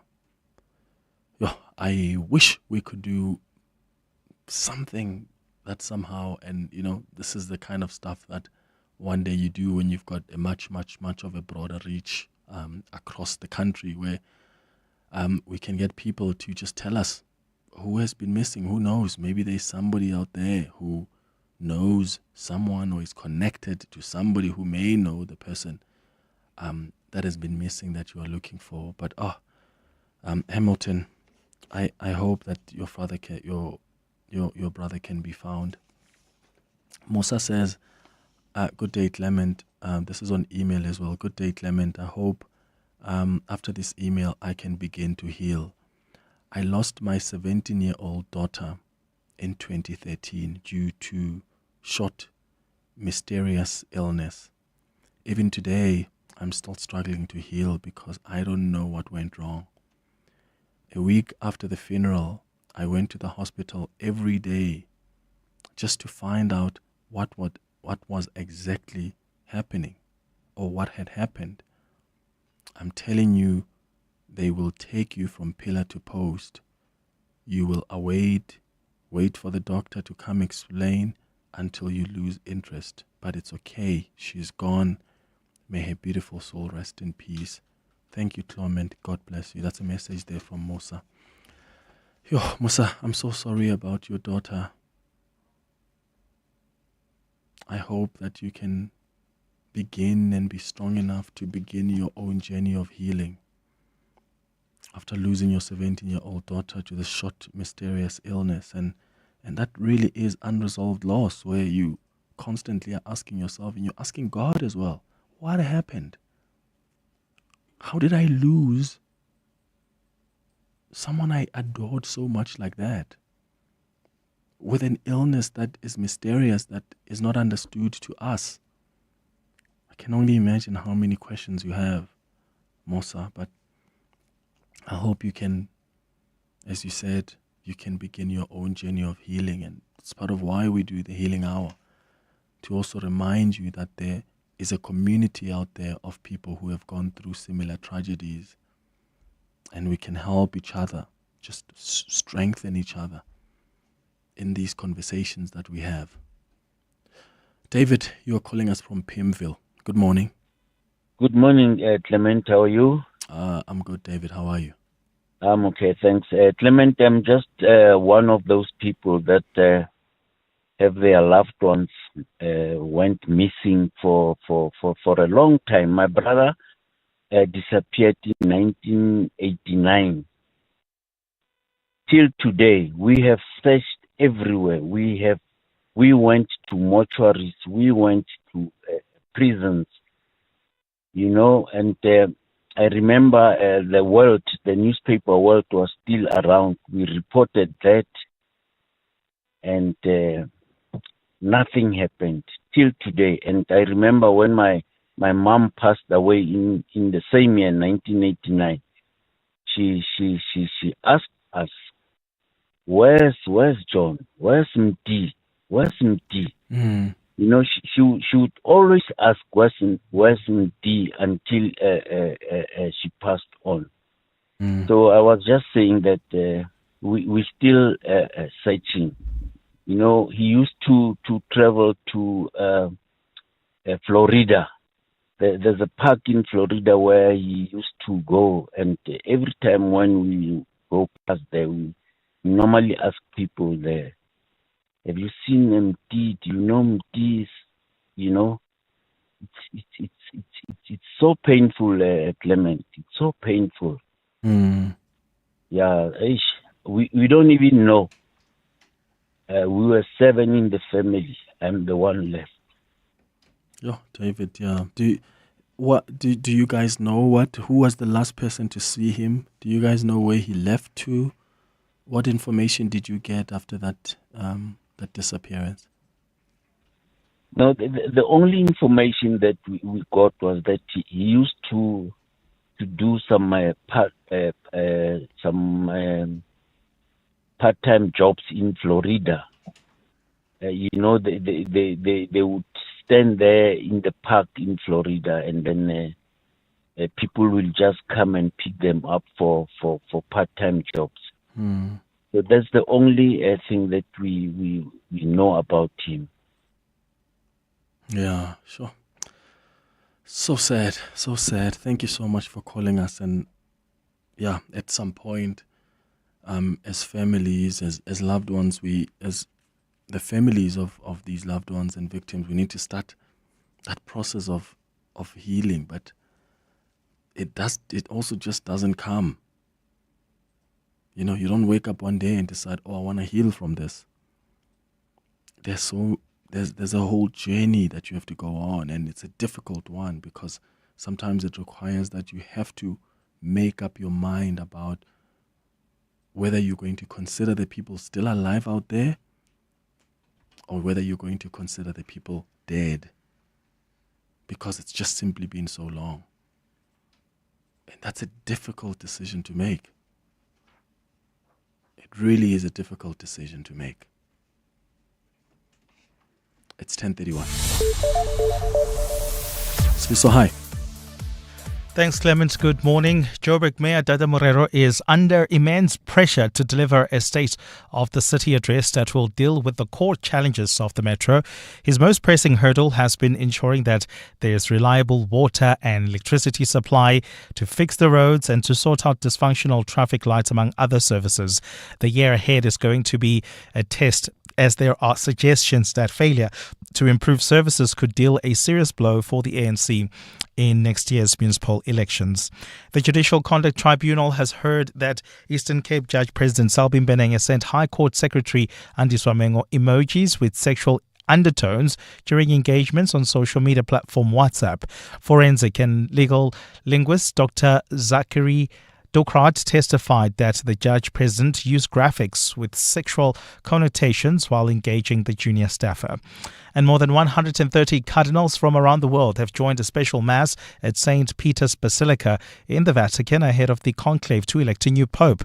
The mass, presided over by the Dean of College, is the last rite celebrated publicly before the cardinals are locked in to choose a successor to Pope Francis. They will walk to the Sistine Chapel to cast their votes this afternoon, where they will have no communication with the outside world until a new pope is elected. And those are the headlines. This EWN and more at 11, or as it happens. EWN Traffic. There's slow moving traffic on the N12 and the R24 West between the Edenville Road exit and the N12 mesh. This is due to an earlier accident. While travelling out of Parktown towards Braamfontein, do expect delays on the M1 South between Empire Road and Carr Street. That's due to the roadworks that are taking place right near Carr Street there. While travelling on the M1 North, some issues between Marlborough Drive and the Baklu interchange. In the city of Tshwane, most routes are looking good, but traffic lights are still out of order in Centurion. At the N14 and the Braamfontein turn-off, please be on the lookout there and drive with care. More updates coming up. There's more EWN on air, online, and on the EWN app. Hi, I'm Lewis Hamilton. Victory demands everything, but the journey is never solo. My team carves the way, data and innovation are my compass. This is how today's champions are made. Drive your success and trade like a champion. CFI, a global leading broker now in South Africa. Access over 15,000 instruments, advanced trading tools, 24/7 support, and superior trading services. Visit cfi.trade today. CFI Financial is an authorized financial services provider. CFI, empower yourself. Are you operating an illegal drug rehabilitation center? According to the law, no person should operate a rehabilitation center unless it is registered. NPO registration is not a license to provide substance abuse services, whether prevention and awareness, community-based services, inpatient, outpatient treatment, as well as halfway houses and aftercare support. The Gauteng Department of Social Development urges you to register your treatment center. Communities must make sure that they do not refer loved ones to illegal rehabilitation centers. To verify registration, contact the nearest social development office. Operating an unregistered drug rehabilitation center is illegal. For more information, please call 011 355 7836 or visit the nearest social development office. This message is brought to you by the Gauteng Department of Social Development. Running a small business doesn't mean you face small problems. That's why you need Smart SME by Santam. It's tailor-made insurance built for small businesses. Even you, the plumber whose vehicle becomes a food truck on weekends, or you, the beautician, wearing many hats. We cover the all in small business. Visit santam.co.za or SMS Smart SME to 34852 to get a quote. Santam, this is freedom. Santam is an authorized FSP, a licensed non-life insurer and controlling company for its group companies. This isn't just a walk, it's a journey through memory, through meaning. The 702 Walk the Talk, hosted by Freedom Park in the city of Tshwane, returns on Sunday the 27th of July. Walk from the hallowed grounds of Freedom Park to the southern lawns of the Union Buildings and some of our capital city's most iconic landmarks. Choose from 8 kilometers, 6.7 kilometers in honor of Mandela Month, or 4 kilometers for something lighter. Entry is 360 Rand for adults and 200 Rand for kids under 12. There's no parking at the start or end, so please book your park and ride from Joburg or Pretoria when you enter. Sign up on primemediaplus.com before the 26th of July. 702 Walk the Talk, hosted by Freedom Park in the city of Tshwane. Walk with meaning. Walk with us. 702 Healing Hour. 23 minutes before 11 o'clock. This hour we are doing our monthly feature, the Healing Hour. And today we're healing from unresolved loss. There are people that have loved ones that went missing, or loved ones who died from an unresolved crime or death, and that's left them with unanswered questions. And we're having this conversation and hoping that this begins that journey of healing. Some people don't often talk about how they feel about the person who's passed or the person who has gone missing, about the unanswered questions they have. And this is a safe space for you to share your story with us, to share your pain with us, to connect virtually with other people that may be going through the same thing but are not able to call us, but they're listening, and them knowing that there's a whole community out there that has also experienced that tragedy somehow helps them in their own journey of healing. We're taking your calls on 011-883-0702. You can send your WhatsApps as well on 072-702-1702. Tobekile, you are calling us from Johannesburg. Good morning. Hello, Tobekile. Tobekile, can you hear us? Okay, we're struggling there with Tobekile. Let me put her back to the producers. Let's go to Mpho in Rustenburg. Mpho, good morning. Morning, Clement. Hi, how are you? Oh, I'm fine, and you?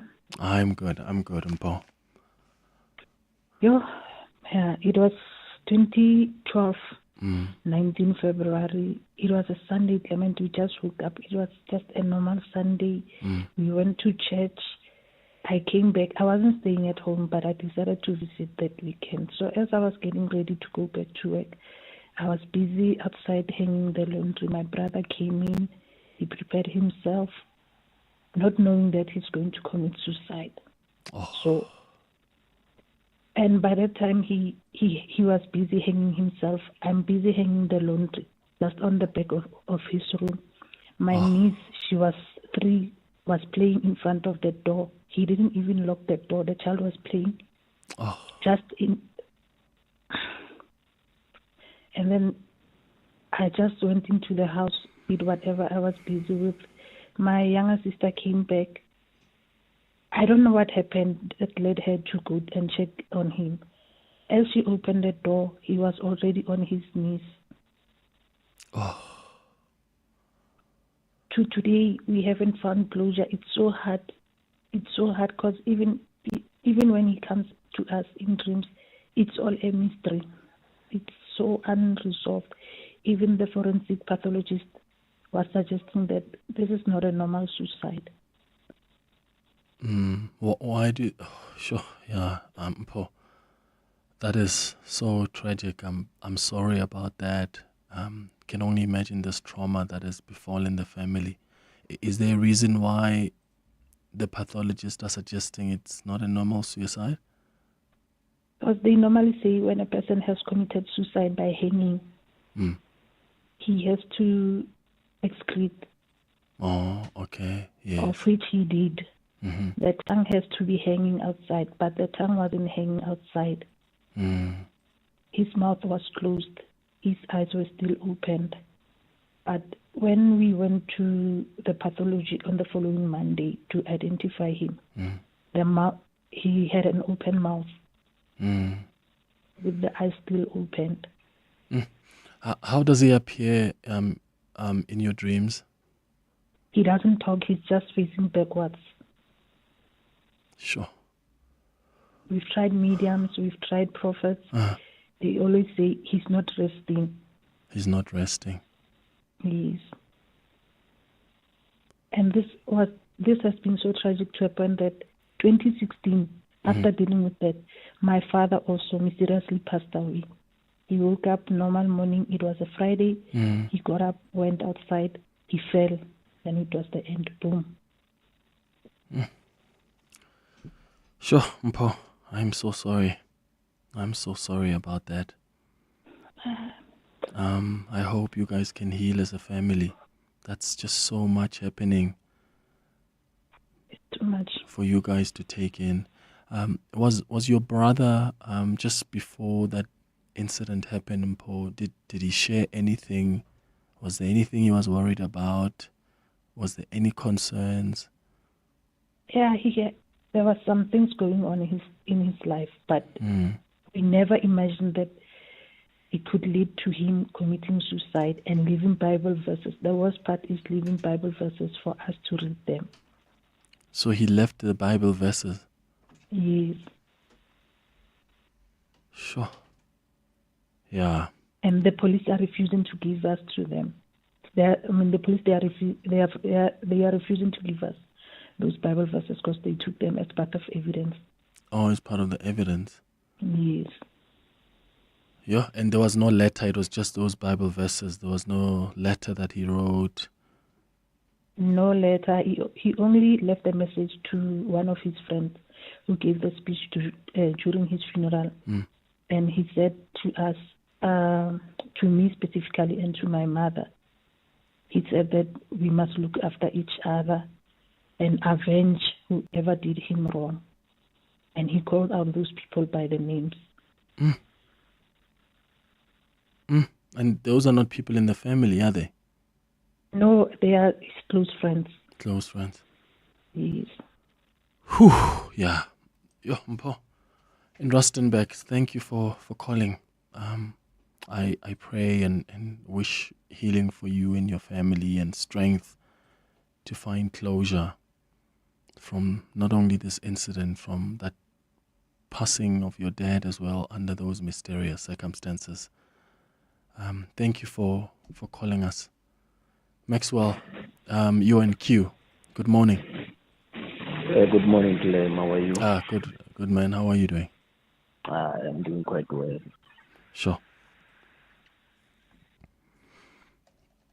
Yes, Maxwell. Yeah, you can go ahead. Yes, my uncle had been missing since from 1999 after he had some verbal altercation with my mom. Yes, so 5 years later, around 2003 somewhere or 4, so they sort of found out that he stays somewhere in Northwest, so they gave the address. So some family members went there. Then upon their arrival there, they were told that person had left a day before. relocating to a specific area that is unknown.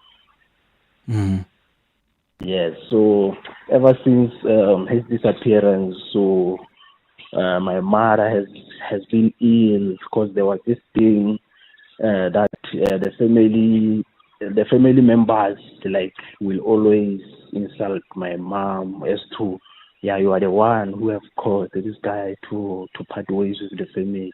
If it wasn't for you, this guy wouldn't have left. All those things. So this thing like had been eating my mom all the way up until she sort of fell. She fell out of blue, and by that time she was alone in the house. Then as a result, she passed on. So this thing, like, I'm now in the position whereby I can't even describe the kind of feeling I am sort of feeling. No, I can only imagine, and I understand why it's so troubling for you to even understand that, Maxwell. So many questions and questions that are unanswered. Maxwell, thank you so much for sharing your story with us. I wish you healing as well for you and your family. Hi, Clement. I lost my grandmother in 2001. She was murdered by her husband, and to date, we never got closure. Instead, we were told that she committed suicide, yet she was shot in the forehead. That pain still haunts me till today. I struggle trusting men in general because I always think they probably want to hurt me and kill me as well. So it really has affected me a lot, and I miss her daily. As much as it's been over 20 years, the pain never goes away. Hi, 702. Hi, Clement. With the topic of missing people, we had Musa Matlenza went missing, I think it's 2023. He finished his grade 12 at home in Scotland. We call it Form 5. So brilliant, so intelligent. He's missing till today. When it's raining, now we're approaching winter, when it's cold, we don't know. We are praying every day. He's my uncle's son. We don't know where is Musa. They've tried everything. Even today, we have not yet found Musa. And kubuhlungu, Clement. Kubuhlungu, babelomkhulu. Uze uyagula, so uze bedridden. I-last born yakhe lebe smart kakhulu. Yanyamalala kanjalo nje macici akubhala. Till today. Yabona nje malina liduma. Kungena busika nyala sade ngamusa. One day mhlambe uNkulunkulu utasiphendula Musa chamuke. Ngiyabonga, Clement. Thank you for such topics. Although it's touching at home. Sabong. Oh, ngiyakubonga mina. Thank you for sharing your story. And please don't stop praying. I think there's a bit of hope that we have in prayer. And sometimes we must maybe also pray for closure, for God to, or higher power, whatever your belief is, just to be given clarity of thought, to be given the strength to know and understand closure and get closure. Because living every day, constantly being triggered, that is so difficult. It really is. Leletu, you're in Pretoria. Good morning. Hi, Leletu. Hi, can you hear me? Yes, I can hear you. Go ahead. Okay. I'm going through a lot, Clement. I recently lost my dad last year in September. He committed suicide. Oh, I'm sorry about he that. he hanged himself behind the house. I'm working here in Pretoria, so I just got a call when I was at work that your dad has hanged himself and. But to cut the long story short, how it happened, like it was like when they found him, he was still wearing his sandals. The sandals were not off, and he was clean, and the rope didn't cut him, because when you hang yourself, the rope must cut you.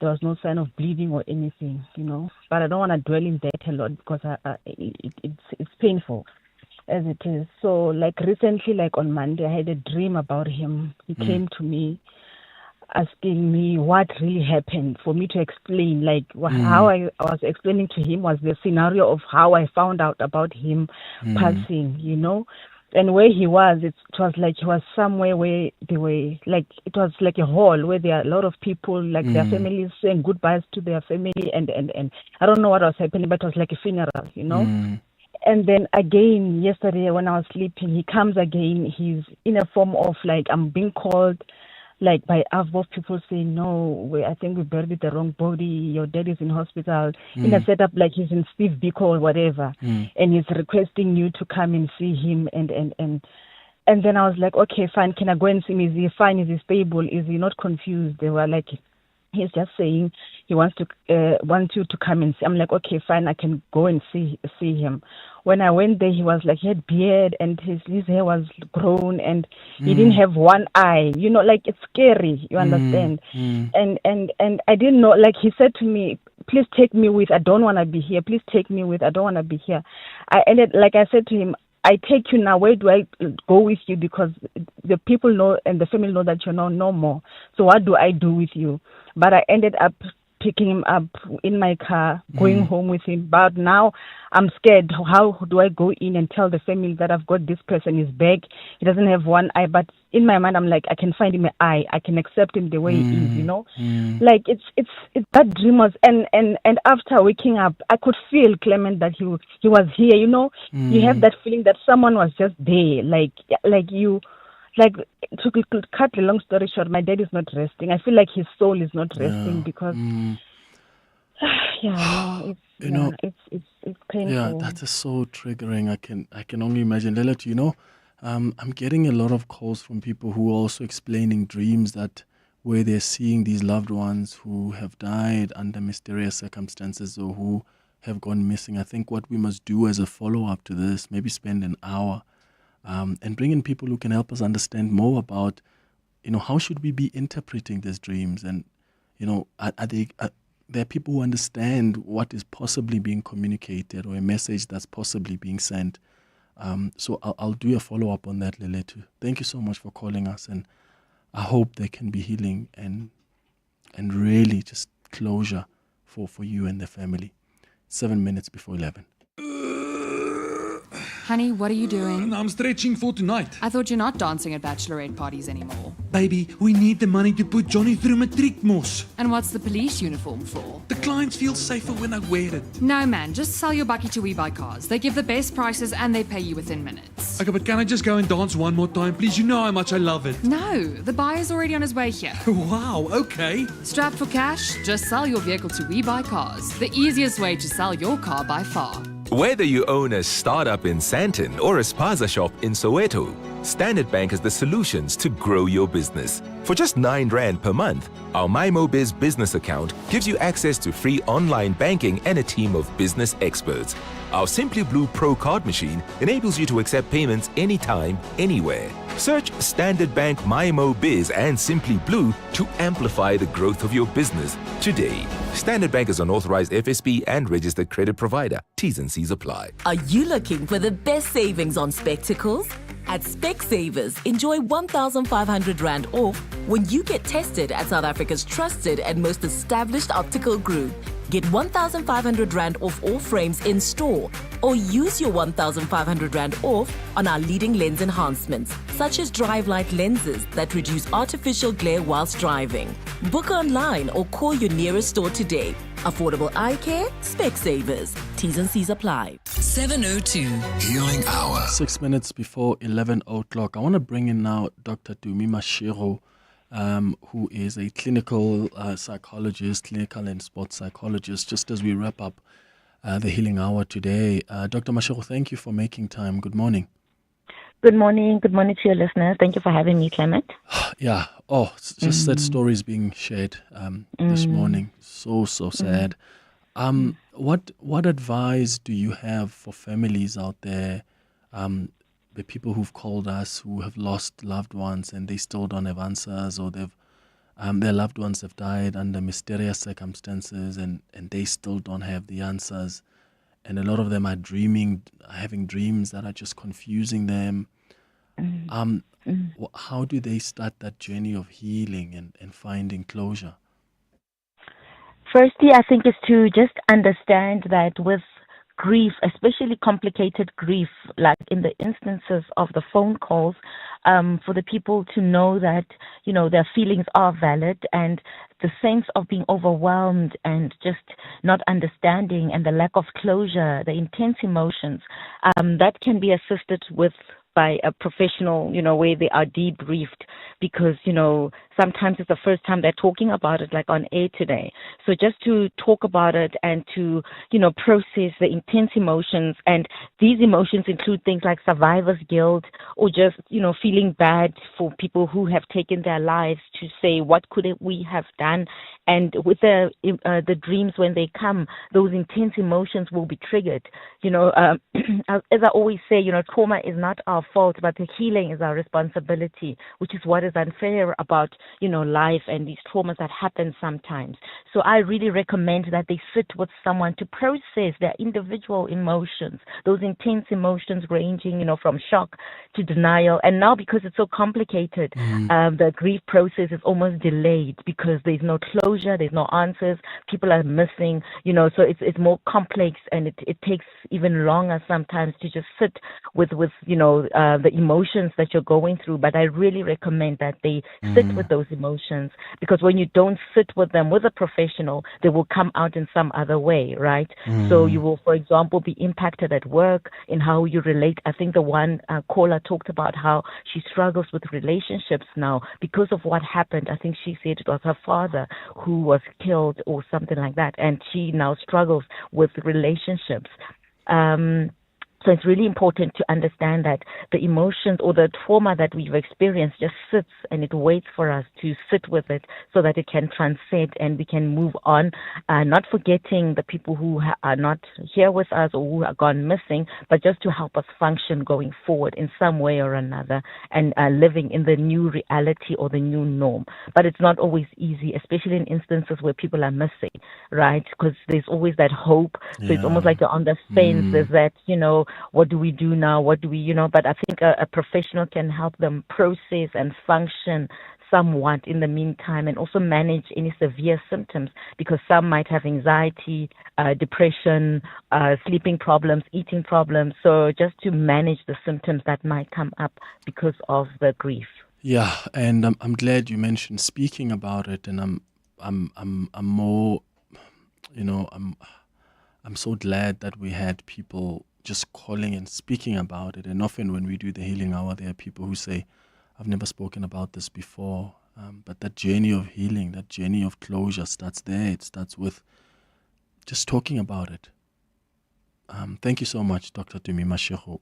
If you probably need to get in touch maybe with someone, even if it's right now, maybe the South African Depression and Anxiety Group, you can call them if you really just want to talk to someone. Right now on the phone, on WhatsApp, their number is 0800 567 567. So 0800 567 567. It's a 24-hour line. There is another number of 0800 456 789. That's also 24 hours. I think you can also SMS them. The SMS line is 31393, 31393, and they can call you back. That's a minute before 11. My family's struggling with snotty noses and phlegmy coughs. Oh no! Have you tried ACC? ACC 600 is a convenient one-a-day effervescent tablet from 14 years of age, or now also in a no-water-needed, fruity-flavored sherbet-like granules that dissolve in your mouth. Ideal for the on-the-go adult. Ask for ACC 600 effervescent or oral powder at your nearest pharmacy to get rid of the snotties and flemmings. And trust, if it doesn't say ACC, it's not ACC. Timber, have you filed your business tax return?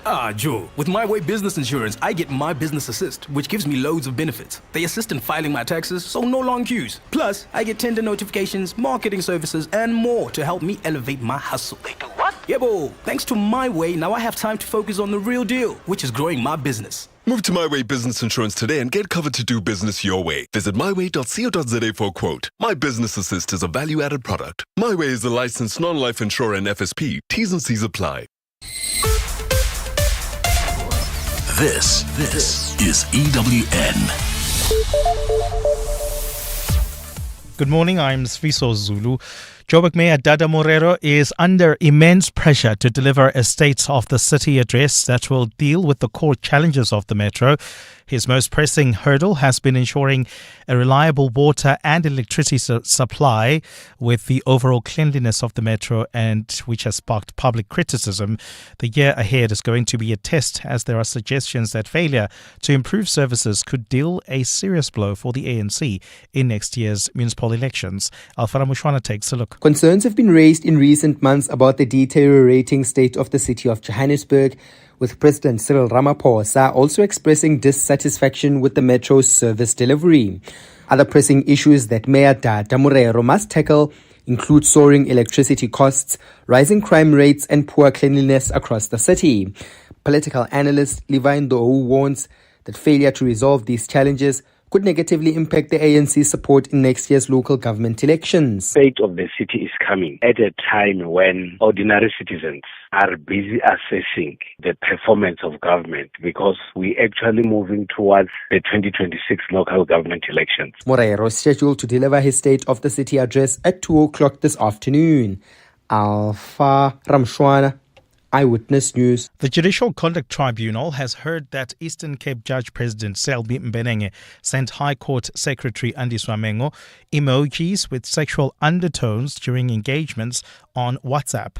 Forensic and legal linguist Dr. Zakira Dokrat testified that the Judge President used graphics with sexual connotations while engaging the junior staffer. Dokrat gave evidence before the tribunal in Sandton while it was sitting for a second day of the 10-day sitting, as it continues with its probe into sexual harassment allegations levelled against the Eastern Cape top judge. Zolega Kotasha reports. The Judicial Conduct Tribunal has returned to the raft of messages exchanged between Eastern Cape Judge President Selby Mbenenge and High Court Secretary Andiswa Mengo. Among the texts before the tribunal is the interaction between the pair in July 2021.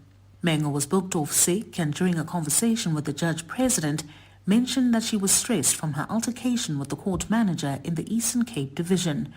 While Mbenenge offered words of comfort to her, he also said, "I must come give you a boost," and inserted an emoji of a syringe. But forensic and legal linguist Dr. Zakira Dokrat told the tribunal that this was not for medical purposes. In this instance, taking into account the conversation and the context specifically, it doesn't represent the standard function of the syringe which we use within the medical context. It means here it has sexual connotations. The screen grabs of the messages show that Mbenenge allegedly continued with sexual undertones. Zoleka Kodashe, Eyewitness News. And more than 130 cardinals from around the world have joined a special mass at St. Peter's Basilica in the Vatican ahead of the conclave to elect a new pope. The mass, presided over by the Dean of the College of Cardinals, is the last rite celebrated publicly before the cardinals are locked in to choose a successor to Pope Francis. They will walk to the Sistine Chapel to cast their votes this afternoon, where they will have no communication with the outside world until a new pope is elected. After the first vote later today, smoke will emerge from the Sistine Chapel chimney. Black smoke means more voting will take place tomorrow.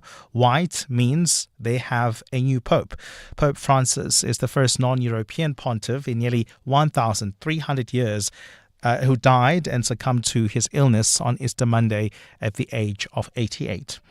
Gold is trading at $3,382.79 an ounce. The rand is at 18.22 to the dollar, 24.32 to the pound, 20.67 to the euro. Brent crude oil is at $62.65 a barrel.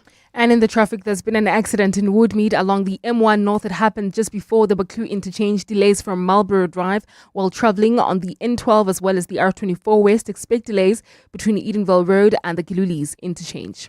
A partly cloudy day in store for Gauteng today. The temperatures will peak at highs between 23 and 24 degrees.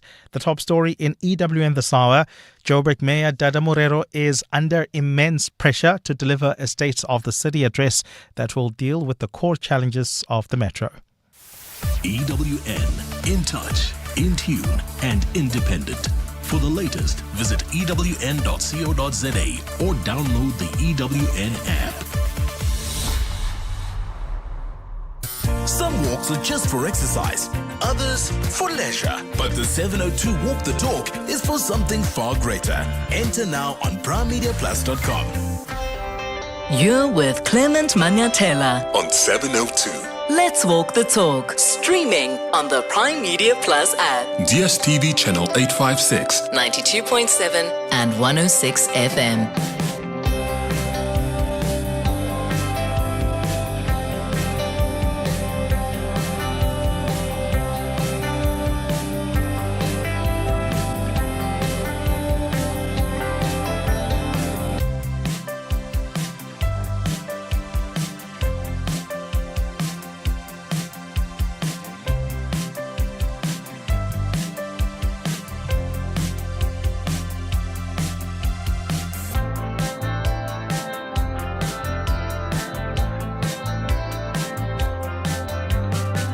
It's 6 minutes after 11 o'clock. Welcome, Dumelang. It's the third and final hour of the Clement Manyathela Show. Thank you for staying with us here on 702, and thank you for all of you that called in on the healing hour, as difficult as it was. Thanks to all of you that connected with us, even though you didn't call. Thanks to you who sent emails, who sent WhatsApps as well. Thank you. And I pray and hope that you can begin that journey of healing. And I'm glad and I hope that this platform we've created as a safe space has allowed you to talk, has allowed you to heal, has allowed you to be in that hurt, and allowed you to think of ways to start healing and finding closure. It's time now for our Listener's Choice feature. Burning questions, insightful answers, Listener's Choice with Clement Manyathela. So, on our Listener's Choice feature today, we're talking about dreams. Actually, an interesting follow-up from what we were discussing in the previous hour. Listener's Choice, as some of you may know, is an opportunity for you to co-curate the content of the show with us. So you can tell us what you want us to talk about. So any subject, any topic, anything that you want us to talk about, or maybe any expert, any guest that you want us to have on the show to talk about something in particular, just suggest it to us, and then we'll find one of the Wednesdays, we'll slot it there. You can send us an email on cm@702.co.za. One of our listeners has asked that we invite an expert who can help us understand why we dream, who can help us understand what happens to the mind while we're asleep. So we've invited Dr. Luke Kricha, who is a pulmonologist and director of SA Sleep Labs. In fact, we've had Dr. Kricha on the show before, and he has helped us understand a lot about sleep, and I'm glad that we've got him back now. So if you've got questions about dreams, you can give us a call on 011-883-0702, or you can send us a WhatsApp on 0727021702. Dr. Kricher, welcome back to the show. Good morning. Hi, Dr. Kricher. Hello, can you hear me? Yes, I can. Thank you for making time. How are you? No, I'm fine, but how are you? I'm all right. I'm all right as well.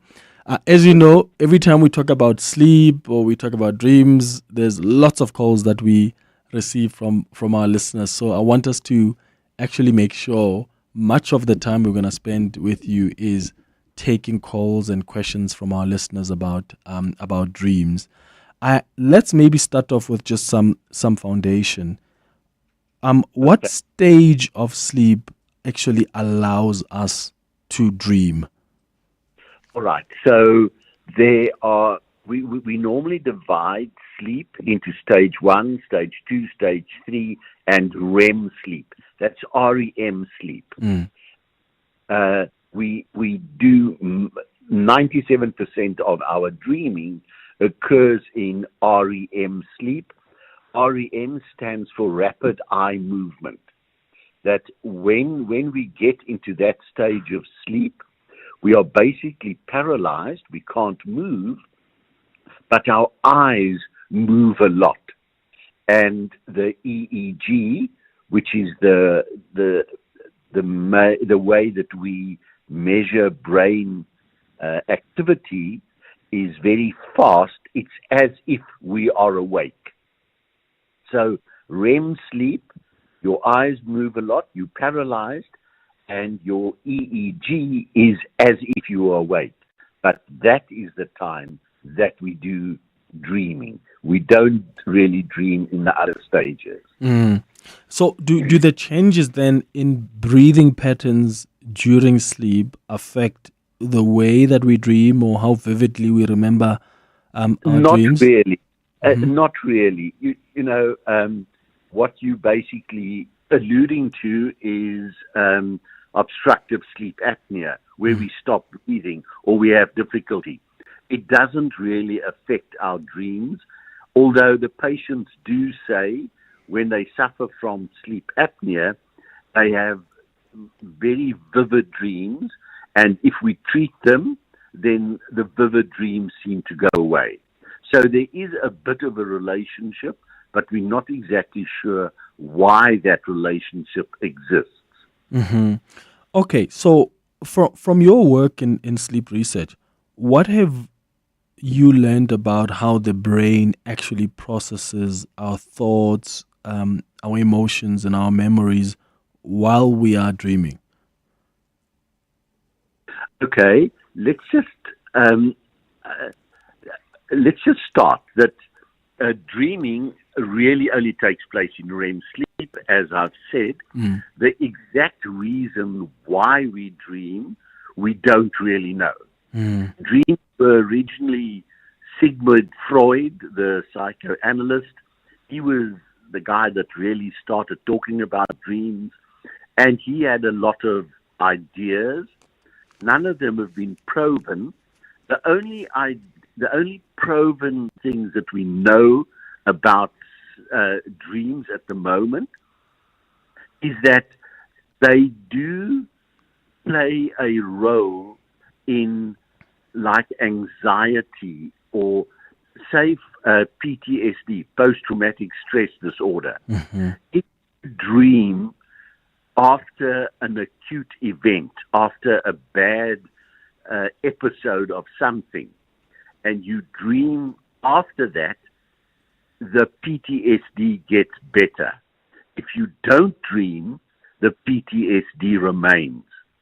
So obviously dreaming does have some effect on anxiety, and we feel that it decreases the emotions that are related to that bad event. So that if you dream after the bad event, you're not going to suffer so badly from PTSD. If you don't dream, your PTSD is worse. So we know that dreaming has an effect on the emotion. The other important thing that we do know about it is that during REM sleep, and particularly with dreaming, you do create memories. It's called consolidation of memory. So that if something happens to you during the day, during your REM sleep, that memory is consolidated. Okay. So those are the two things that we definitely know about dreaming. Okay, it's going up to 15 minutes now after 11 o'clock. I want to give the listeners now the opportunity to ask you questions, Dr. Krecha. We are talking about dreams this morning. One of our listeners asked that we bring in an expert in the medical field who can share with us maybe some information and research about why we dream. And of course, there are no exact reasons yet for dreaming, as Dr. Krecha says. That's still being debated, but it's clear that dreams are quite a complex process that involves brain activity, that involves memory consolidation, as Dr. Krecha says, and potentially emotional processing, and all of this contributes to our well-being and mental health.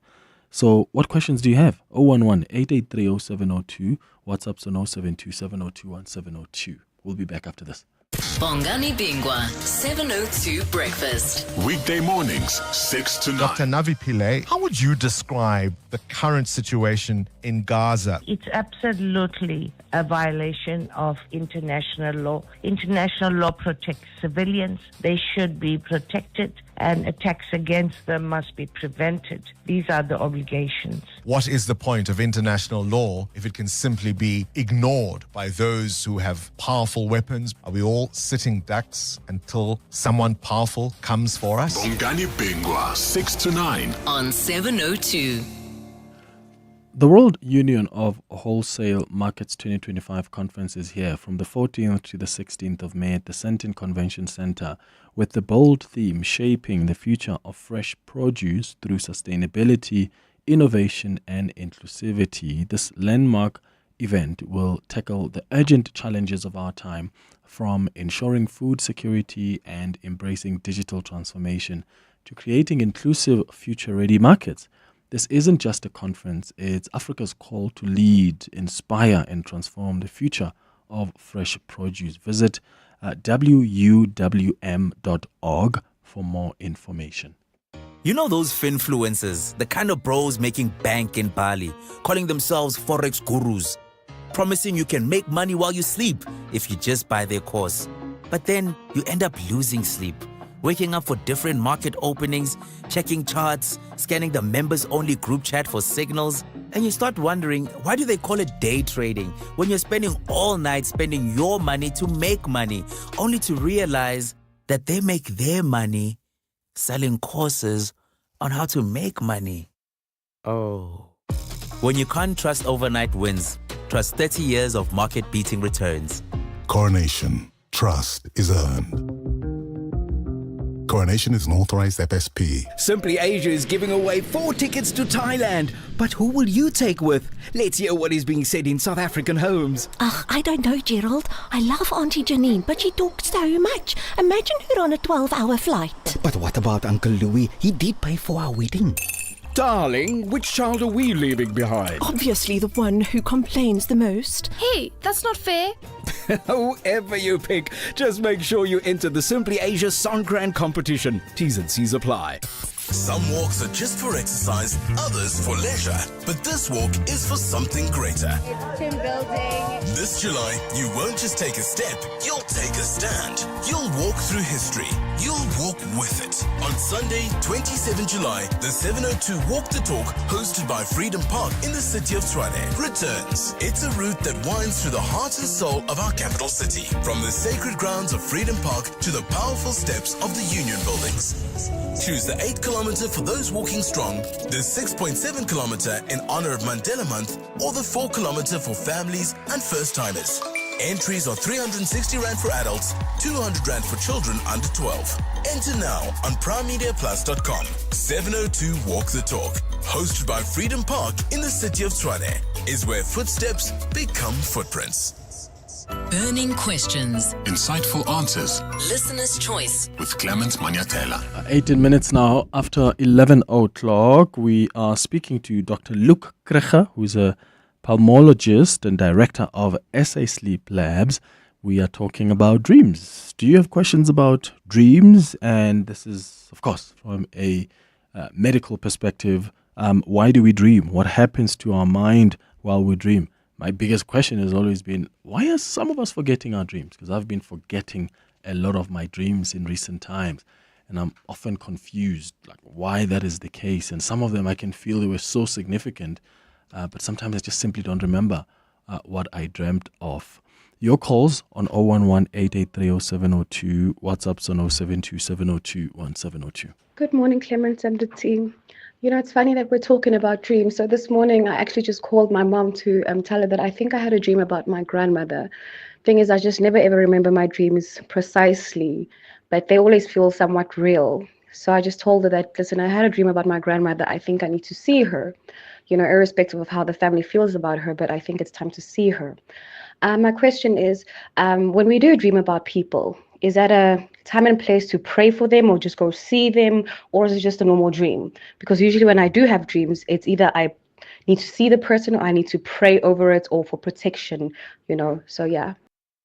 Dr. Kreger, you can come in there, and of course you can indicate if some of the questions are more spiritual, but the one question I had myself is about forgetting the dreams, and this listener touches on that as well, and also speaks of when you dream specifically of people. Because there are people who say, I dreamed of this person. When I went to check them and I realized they were actually in danger, or I needed to see them in that moment. There's often that correlation.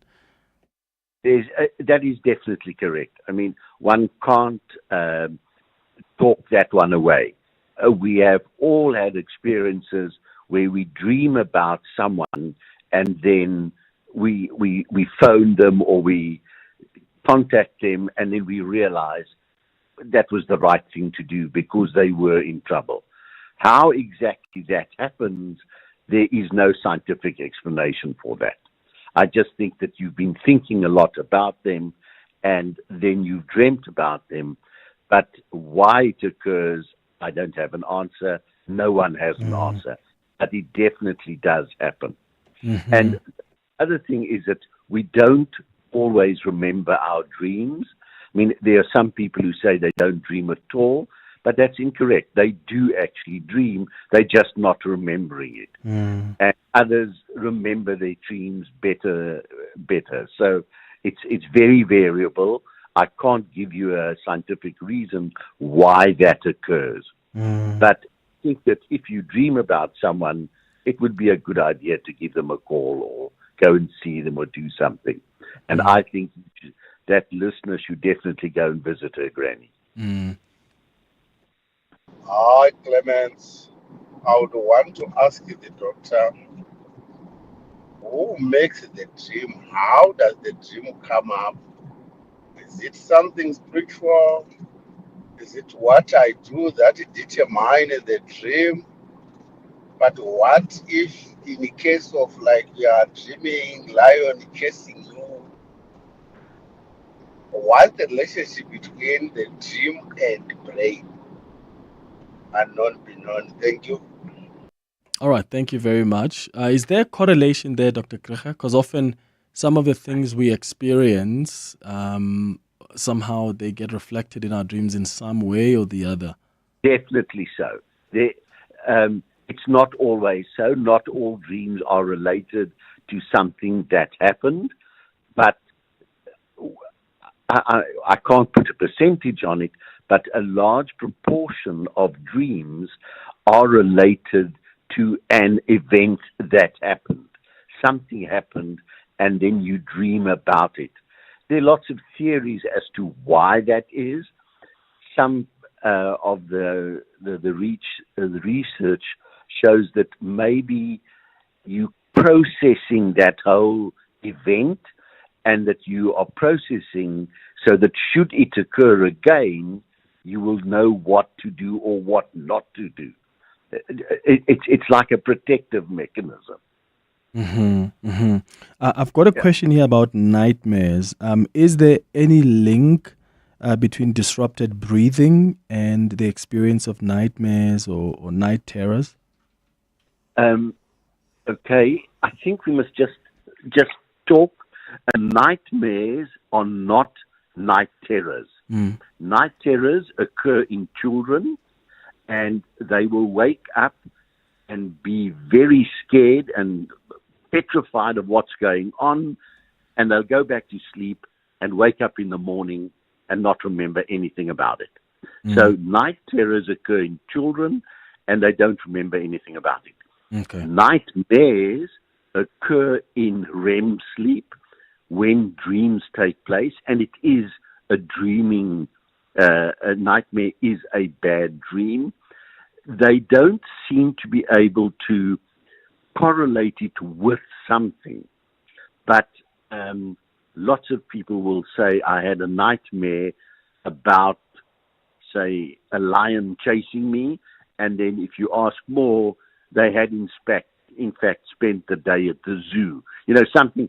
So there is some relationship between an event and a nightmare. It's not very, it's not strong relationship, but yes, you were exposed to something, and that night you will have a nightmare about that. Okay. Yeah. Clement and the guest, that's so Gunjani lapho.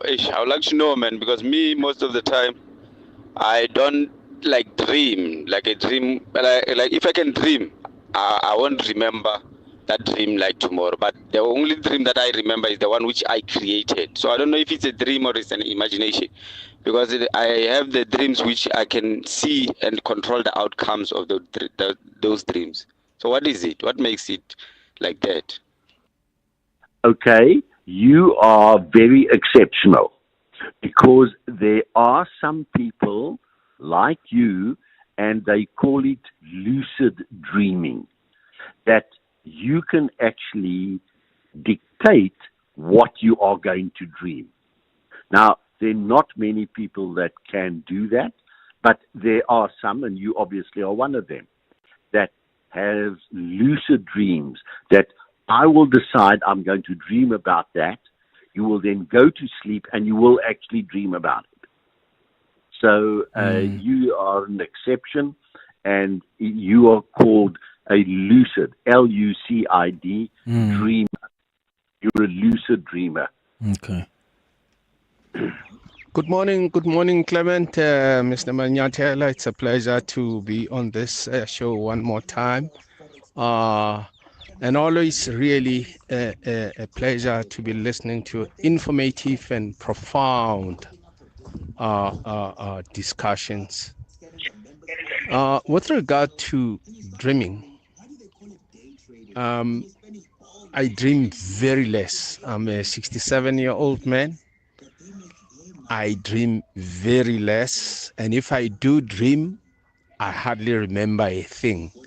If I do remember anything at all, it would only be a portion of the dream, which, as far as I'm concerned, will usually not even make any sense. I don't have any dream at all. What does that mean? And ever since, I'm definitely not a dreamer. I don't know why. I wish. Yeah. Thanks for the show. Please ask the specialist. And it's Mandla Matope from Beggersdal in Western area. I thank you. Goodbye. Yeah, Mandla, thank you so much for that. Dr. Krige did touch on that a little earlier on. If you want to repeat some of it, Dr. Krige, I'll give you an opportunity to will. do. Yeah, let me just take Dingani first in Randburg. Dingani, what's your question? Hi. Hi, Wadi Major. Sure. I just wanted to know, because I seem to experience some correlation. Every time I've taken in a lot of caffeine, I experience a lot of nightmares. Whether caffeine intake in itself leads to nightmares, because I do know that if you take caffeine, you can't sleep, you have active brain. But every time I take caffeine in the evening, especially coffee, I struggle to sleep. But that struggling to sleep manifests itself in nightmares. Okay. All right. Dingani, thank you for that. Is there a correlation, Dr. Krige? Nightmares and a lot of caffeine intake? Definitely so. Definitely so. I before I get to that, I just wanted to tell Manda that he is completely normal. 80% of people don't remember their dreams or only remember part of it. So he's not abnormal. He's very normal. There's nothing the matter with him. Okay? And what happens with caffeine and dreaming is that caffeine, there's a chemical in the body that keeps you, that puts you to sleep. And caffeine blocks that. So that's why you remain awake after drinking coffee or any caffeinated products. However, you don't, with having taken caffeine, you don't have a very good restful sleep.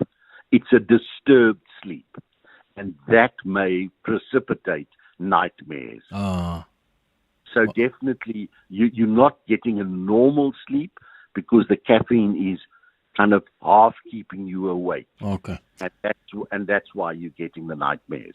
Hi, Clement. Can you please ask your guest if there is anything about dreams that can indicate a health issue, or like a health issue that should be of some concern? This is Titi. No, there's nothing that we know about that. Dreaming is normal, so it's not indicative of something going on or something serious. No, it's not indicative of a disease. Someone asking, if you're facing up, does that often lead to bad dreams? Like, is it also dependent on how you sleep? Yes, when you face up, you are more likely to have sleep apnea, and sleep apnea disrupts your normal sleep pattern. And as with caffeine, a disruption of a normal sleep pattern leads to kind of nightmares, yes. Okay. Dr. Luke Krige, thank you so much for coming through. There's simply so many questions we can't get to, but we've tried to get you to answer as many as we can. Dr. Krige is a sleep specialist from South African Sleep Laboratory. What we'll do on part 2 of this conversation, we'll also bring in the African and spiritual element to dreams, so you can ask questions as well about dreams from that spiritual perspective. It's 11:31 now. Mbali has got the latest tonight with this news headlines. Good morning. Thanks, Clement. A very good morning. Police Commissioner Fani Masemola says more resources have been directed to finding missing journalist Aseri Ndlovu and his partner Zodwa Mdluli. Masemola briefed the media a short while ago after meeting with the families of the two in Mpumalanga today. The couple vanished earlier this year under mysterious circumstances. Proceedings in the Asbestos corruption trial are off to a tough start this morning as lawyers go at each other over the introduction of new evidence. It's day 3 of the trial within a trial set to determine if the Bloemfontein High Court has jurisdiction to try one of the accused in this matter. And the Board of Healthcare Funders has hailed yesterday's court ruling on the National Health Insurance Act as a victory. It says this is the first step towards exposing what it believes are unconstitutional aspects of that legislation. The Gauteng High Court has ordered the President to provide it with his record of decision to sign the bill into law in May last year. Those are the headlines, this EWN and more at midday or as it happens. EWN Traffic. Travelling on the R24 West, do expect delays between Edenville Road and the Kilulis interchange, while on the M1 North, we still have got that accident right near the Baku interchange, delays from Marlborough Drive. There's also queuing traffic on the M1 South between Parktown and Braamfontein, and that's due to roadworks that are taking place along this route. If you are travelling towards Mayfair, do expect delays along the M2 West between the Crown interchange and Main Reef Road, While roadworks are taking place on the M1 South, right in the Crown Gardens area, delays are as you come out of Xavier Street. In the city of Tshwane, a slight backup reported on the N1 South, right at the Flying Saucer interchange. More updates at the top of the hour. There's more EWN on air, online, and on the EWN app. The time to honor our past and step into a shared future as a team is here. Corporate hospitality and team entries for this year's 702 Walk the Talk are now open. Bring your colleagues together on Sunday, the 27th of July, to walk through the historic Freedom Park heritage site, past the national landmarks and finish at the Union buildings. To book hospitality, email hospitality@raceoffice.co.za. For corporate entries, visit primemediaplus.com. Entries close on Friday, the 18th of July. 702 Walk the Talk, hosted by Freedom Park Heritage Site in the city of Tshwane, where footsteps become footprints. Dear Journal, adulting, day 3,700 and whatever. Just bought a bunch of supplements I can't pronounce to try and fix my sleep schedule. What a game changer. So chuffed I spotted them when I was doom scrolling at 11:53 p.m. Finally learning about mental health. Get covered at pineapple.co.za. It's convenient and like 19 Rand a day, so it's 100% the insurance for you. Underwritten by Old Mutual Alternative Risk Transfer Insurer Limited, licensed non-life insurer and authorized FSP. Premiums are risk profile dependent. To walk the talk is to turn words into meaningful actions. And it's what we at 702 are committed to doing every day. We're also committed to following the rules set out by the Broadcasting Complaints Commission's Code of Conduct. To give you balanced programming, fair comment, and accurate news. But if we stumble along the way and you feel we're not living up to the code, let us know on comment@702.co.za. And if after that you're still not happy, you can direct your complaint in writing to the Broadcasting Complaints Commission, PO Box 412365, Craig Hall 2024. For more, visit bccsa.co.za. Coming up on 702 Afternoons with Relebogile Mabotja. 24 minutes before 12 o'clock, we're going to get into the sharing space in a moment. But first, let's find out what's coming up on 702 Afternoons with Relebogile Mabotja. That's between 1 and 3 p.m. How are you doing, Relebogile? Hi, Clement. I'm good and you? Good. What's coming up today? Coming up on the show, we are running our 702 Spa Mother's Day competition. We'll be giving away 5,000 Rand in a spa voucher. All that people have to do is send a voice note or even a video to 0727021702 telling us how their home helper has made a meaningful impact in their lives. Looking forward to that. Our finance feature, we're going to talk about the impact of tariffs on South African investor portfolios and what that translates to in terms of the responsive behavior. Renee Swanepoel will join us, Head of Sales at Morningstar Investment Management South Africa. Our masterclass for today, we're going to be joined by Waldo Marcus, Marketing Director at TPN Credit Bureau, to educate us about the roles and responsibilities of tenants and landlords. That will be in our conversation with Absa Home Loans. But we kick off with a conversation. There is a new website, Clement, that is offering relationship insurance that you pay monthly. If you're still together and married, after 5 years, you get 10 times your money back. But if you break up, you lose everything. Is this something you would do? Like, how much do you bet on the love you have chosen? We could obviously also work it out and make it a financial transaction where we do stay together even though we separate, but yes, we are going to pretend like we're still together just so that we can cash in. That's a mean, loophole. Or you could just be together, stay together. Hey, when the 5 years these days get 100 years, are you kidding me? Relationship years are like dog years. I like dog years these days.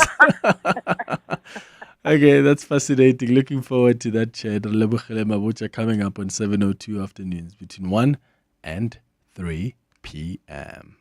The Sharing Space on the Clement Manyathela Show. 702. Time for the sharing space. On the sharing space, we share our stories, and always please send us your stories. You send us really wonderful stories on CM at 702.co.za.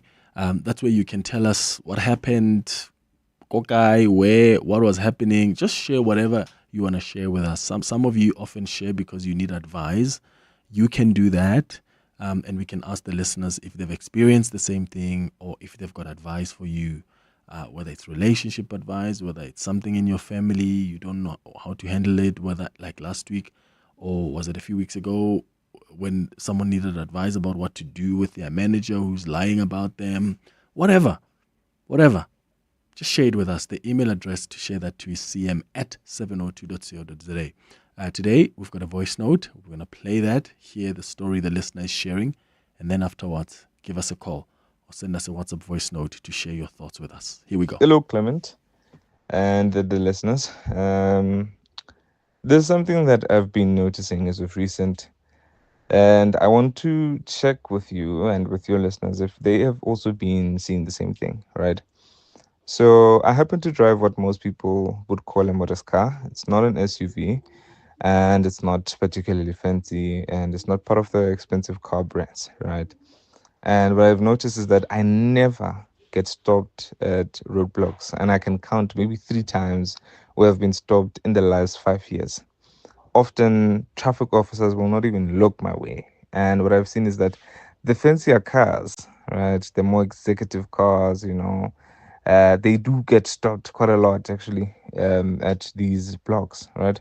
And when I say fancier cars, I'm talking about your Range Rovers, your Mercedes, your BMWs, and sometimes sports cars. And I've asked my friends who say, they do not get stopped in their modest cars. And my one friend who does drive a BMW confirms that he does get stopped, very often. And so my question to your listeners is whether or not they have noticed this too. And to the traffic officers, why do they stop, the more expensive cars the most? Okay, thank you for that. That's really fascinating. What are your thoughts? First of all, do you think that Anonymous is on the money here? Is this something you've experienced as well, where traffic cops or officers are stopping, especially during a roadblock, they stop your more fancier cars? Do you find that they will let like your quote-unquote modest cars pass? And what is the reason do you think is for that? Or maybe you drive what is considered a modest car and that's what you've picked up, that actually it's you who get stopped a lot. But I think I agree with this voice note. I think when you have a roadblock, traffic officers often stop these executive cars more than they do modest cars. And I don't know what the reasoning is. And if you're a traffic officer listening to us right now, maybe at a roadblock, why don't you give us a call and tell us what's going on? Is that really the case? And you can call anonymously and tell us, what are you talking with your colleagues? What's the deal there? 011-883-0702. The WhatsApp line is 072-702-1702. I actually video called a friend last week. When was the holiday? Was it last week, Monday? I video called a friend because I was stopped in Bryanston on, what's this road? Was it on what's this road? Is it Winnie Mandela? Was it on Winnie Mandela? I don't remember. Probably on Winnie Mandela Drive. I remember there was a roadblock and I video called someone because this is a theory that's existed. I've had friends talk about it a lot. Like I've had friends who say, oh God, who drive the executive cars will say, oh my goodness, there's a roadblock and I know they're going to stop me and they are going to get stopped. Why is that the case? And when I got stopped, I remember I did a video call, the friend who often tells me this, and I showed them the cars around me. I'm not kidding you. There were about 1, 2, 3, 4, 5, 6, 7, 8 cars that the traffic cops had stopped. And all of those cars were executive cars. Where your SUVs, your Range Rovers, your Mercedes, your BMWs. And that for me was confirming that suspicion that my friend always talks about. So I think I get where this listener is coming from. Is that what you've observed as well? Do you find that you get stopped a lot if you're someone who drives an executive car? Do you find that you get allowed, you just pass, they allow you to just drive past if you are someone who drives what's considered a modest car? Let me know. And what do you guys think is the issue? Because it can't be that, the assumption is that people in executive cars are going to be able to, give out money for maybe it's a cold drink. I don't think so, because anybody could do that, I guess. It doesn't matter what car you drive. So what's the issue? Apart from just like, taxis or cars that traffic cops can see, teka probably doesn't even have a vehicle license, a license disc. And apart from those, is that theory really what's existing out there? Lesego, you're calling us from Bryanston. Good morning. Hi, good morning, Clement. Hi, Clement, how are you? I'm all right, man. Is this theory correct? Okay, it is. It is correct, and I'll tell you. Saturday, it happened to me. The latest one was this Saturday. Yeah. I was coming from Soweto, and obviously there was a Chiefs game, and Chiefs and Pirates. As I'm about to off ramp on Malibongwe, it was around about 7 o'clock. The guy literally, you could see that this was a makeshift roadblock. Guy literally jumped, left the cars that he was servicing, jumped, flashed the red light on me, and I was actually annoyed because this happens so much, and I was with my wife and the kids. Yeah. So I opened the window and just ready to shove the driver's license at him, and then he just shines the light inside the car, and he realizes that I'm at the kids. Then he's like, "Okay, go." Yeah. But usually, what happens? I've got a friend who's the traffic officer in another district. Yeah. And I asked him, he said, listen, when you stop someone who drives a car that big, it means that they've got lots to lose in terms of their work, their credibility, if they're drunk or things like that. So it's easier for them to bargain. Unlike if you stop someone like a student, if it was my son driving a Golf 1, for example, they more likely is that they're going to try and bargain with this guy and tell him that they've got $50 and, ask for change after that. He even said, you know what, even if there's 6 of them, we generally just let them go. Because it's an irritation having to bargain with them. But if you stop someone similar to that, I'm going through a period where for the past 6 months, I haven't been drinking. Yeah. And every time, even if I go out for dinner with friends, I promise you, when I leave Sandton at night, I get stopped. Yeah. Sure. So, yeah, that theory is true. Thank you for mentioning this. Some people have a lot to lose, because that explanation makes quite a bit of sense to me, Lesego. Thank you for mentioning that, because I've always wondered why. Because it is the experience of a lot of people. Lerato, you're in 4 ways. Hi. Hi, Clement. I actually had 2 incidents. One, I was coming from home in Pretoria, going to 4 ways, and then I got stopped around Diepsloot because I took that road. It was late. Yeah. So the traffic officer stopped me, and he said, just blow. So it was my first experience to blow, and I'm like, why? He's like, don't ask me questions. Then I did blow, nothing. Obviously, it's a Sunday, and then when I left, he's like, just make sure next time you wear expensive clothes because your car doesn't match your clothes. Hi, Bo. I was wearing just a nice dress, like a nice traditional dress. I was so angry. When you pass a bit, like 500 meters, I felt like going back and asking him, why would you say that? Yeah. Then I left. And then I think within 5 days, I was stopped again around 4 ways. So a female police officer obviously asking me, so she stopped me and I was like, but I'm interested. Why do you guys stop me all the time? So she's like, no, it's the type of car that you're driving. But most importantly, we know you guys don't renew your disc. busy. Yeah, you don't renew your disc. You have a lot of tickets because of the speed of the car. Oh, okay. That also makes sense. Makes sense. Okay, Lerato in 4 ways. Thank you. Benny, you're in Braamfontein. Hi. Hey, Benny. Benny has forgotten that he's called us. Okay, Paul, you're in Midrand. Hi. Hi, Clement. How are you? Sure, bro. Go ahead.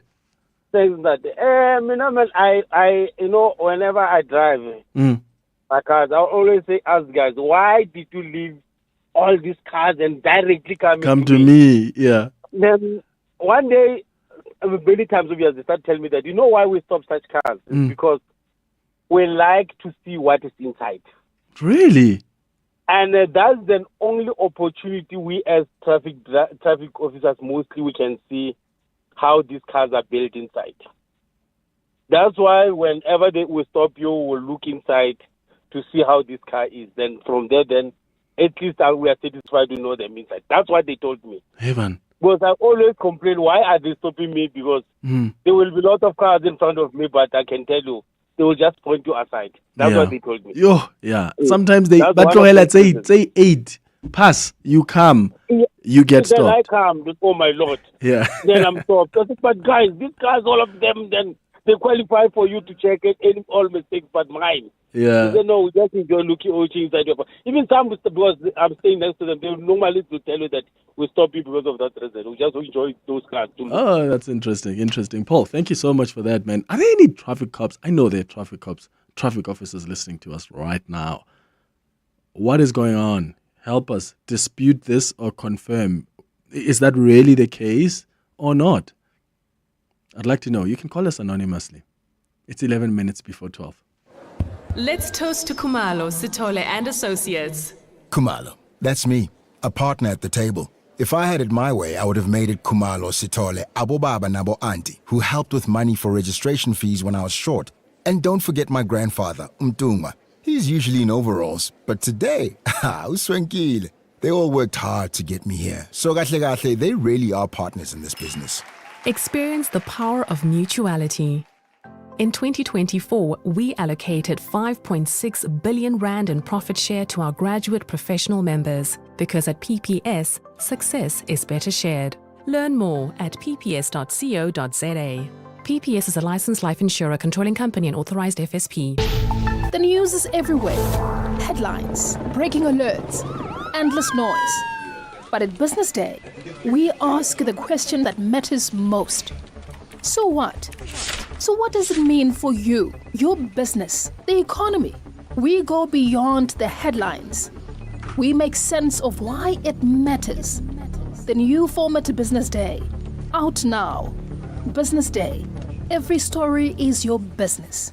The Sharing Space on the Clement Manyathela Show. 7:02. 9 minutes before 12 o'clock. Morning, Clement and the listeners. With me, it is different from what the listener has been saying.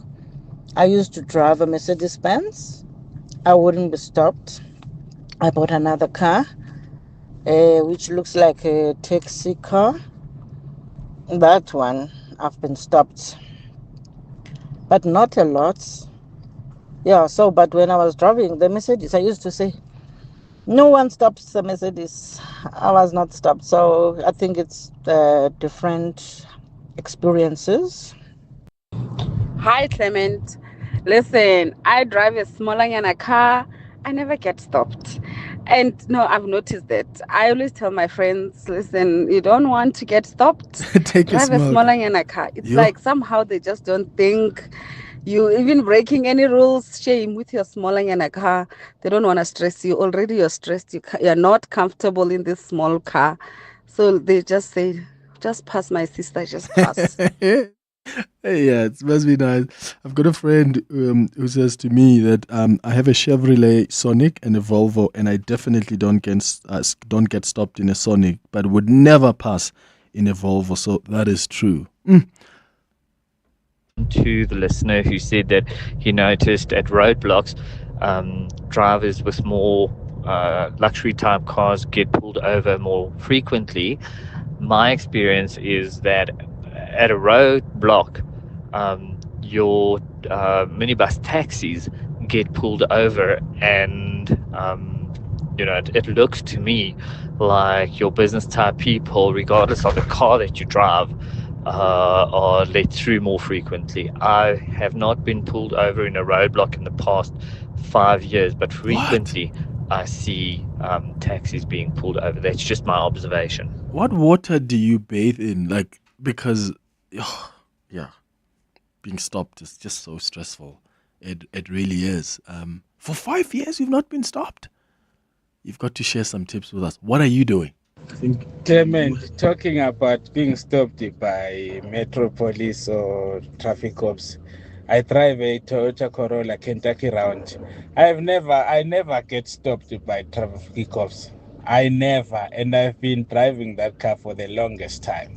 Even if there is a roadblock, I'll be safe to go. But you come with your BMWs, your Range Rovers, you will be in trouble, Baba. They make sure that they block you. But I never come. Benny, you're in Bramfontein. Good morning. You know what? I'm driving a 1987 Toyota Corolla called Madonuza in Kokasi. Yeah. It's close to 40 years old. I'm in it even right now. Yeah. I'm going to my executive meeting. Yeah. Look, as and when there is a roadblock, I will always be stopped left, right, and center. You know why? They think they will find a fault in my car and stuff like that. They'll do the rounds and stuff.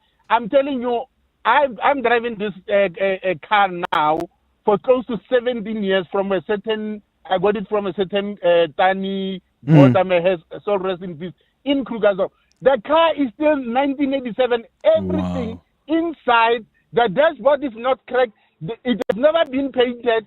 The engine has never been opened. So these guys, they just stop me thinking that, oh man, this is Korokoro. Yeah, so they get disappointed when everything checks. Yeah, when they check and they find that there is nothing that maybe they can solicit in terms of your cold drink, Yeah. That's interesting, Betty. Thank you. I've just Googled the car. It is quite old, but yeah, I'm sure it's a beautiful number for you. Jay in Pretoria. Good morning. Hi, Clement. For me, I drive what you call the Vorpass. Hey, you are the one that makes noise for us on the road. So I get stopped every single time. Yeah. There is no cop that I will pass, and then sometimes I'm just stopped because they just want to hear the car. So they'll say, when you leave, just make it sound for us. Hey, and then sometimes they'll just stop you and check if they can find any fault, and then they'll just even ask you, just buy us water. I've been stopped many times. They just say, no, just buy us water. There's nothing wrong with your car, but before you go, do something for us. Make the Vorpass sound for us. And I always do that for them. Okay, Jay. Interesting. Tsepo, you're in Tembisa. Hi. Hi, how are you? Sure. How's it? I'm good. Hey, with me, for me, it was funny. It was funny, but not funny at the same time. I was from Pretoria, just after the Fountain Circle, going out of Pretoria onto R21. On the bend at the top, there was a speed trap. And then I was traveling in 90 kilometers per hour, driving in an S3. The guy stopped me. In my head, I'm like, why am I being stopped? Because it's a speed trap and I'm driving 90. I stopped. The guy asked for a license. I gave him the license. He looked into the car and then he asked if he can drive the car. Oh, you're lying, Tsepo. Okay. On a serious note, I'm like, okay. Because he just wanted to feel the car. He was an old guy. I gave him the car. When he took off, he turned on the first robot on R21 and come back. When he took off, I could have said to him, man, please, you're going to kill my car. Hey, and then he just went back. He just came back and stopped and said, this car drives nicely. I drive in an old Bantam. I was not happy the way he driven it because I've never driven it like that before. But I laughed after he told me that, and I understood why he wanted to test the car. Oh, that's interesting. Just for a little bit. That's interesting. A lot of people are saying that. Someone else says, Clement, I drive a Defender. And a lot of the law enforcement officers often stop me and they do ask me for a ride as well. Really, really fascinating. 2 minutes before 12. In business, a rand saved is a rand earned. And almost 100,000 businesses trust Outsurance. Switching to Outsurance has definitely saved me money. 2,107 rands per month. I would recommend Outsurance to all business owners because they will definitely save money. With Outsurance, you always get something out. For your business insurance, contact Outsurance to see how much your business could save. SMS quote to 43503 for immediate cover or visit outsurance.co.za today. A licensed insurer in FSP. T's and C's online. Ready to boost your IT career? Get globally recognized with an ISACA certification from Talk IT, Africa's exclusive ISACA elite training partner. Whether it's CISA, CISM, C-RISC or C-GUIDE, our courses validate your skills and prove you've got what it takes to build digital trust in today's enterprise world. Open doors to new opportunities with certifications that employers value. Start your journey today. Visit talkit.com. That's TORQUE-IT.com. Coming up on the Midday Report. All right, coming up on the Midday Report with Jane Dutton after the news. What do you have for us, Jane? Good morning. The conclave is underway. The Pope is going to be voted. We're going to see black smoke or white smoke. I know. And, well, I mean, there are more cardinals now than there've ever been before in this sort of vote, so they don't think it's going to be easy. A friend of mine from Al Jazeera is there covering it. She grew up in the Vatican City, so she's got all the colour for us. She's going to tell us about the drama underway. Nice. India has hit Pakistan, and there's real concern about how this is going to grow. I mean, they are nuclear powers, so I'm very concerned about that. Dada Morero is going to give us the state of the city address. Not that he needs to tell us how bad it is here in Johannesburg. We see it every day. Hey? Yeah. And then the journalist who's gone missing with his partner, there's a belief now that the partner's driver might be the mastermind behind this event. Sure. Yeah, the story just keeps developing. Yeah. That's what's coming up on the Midday Report with Jane in for Mandiwina today. Thank you for listening to the Wednesday edition of the Clement Manyathela Show.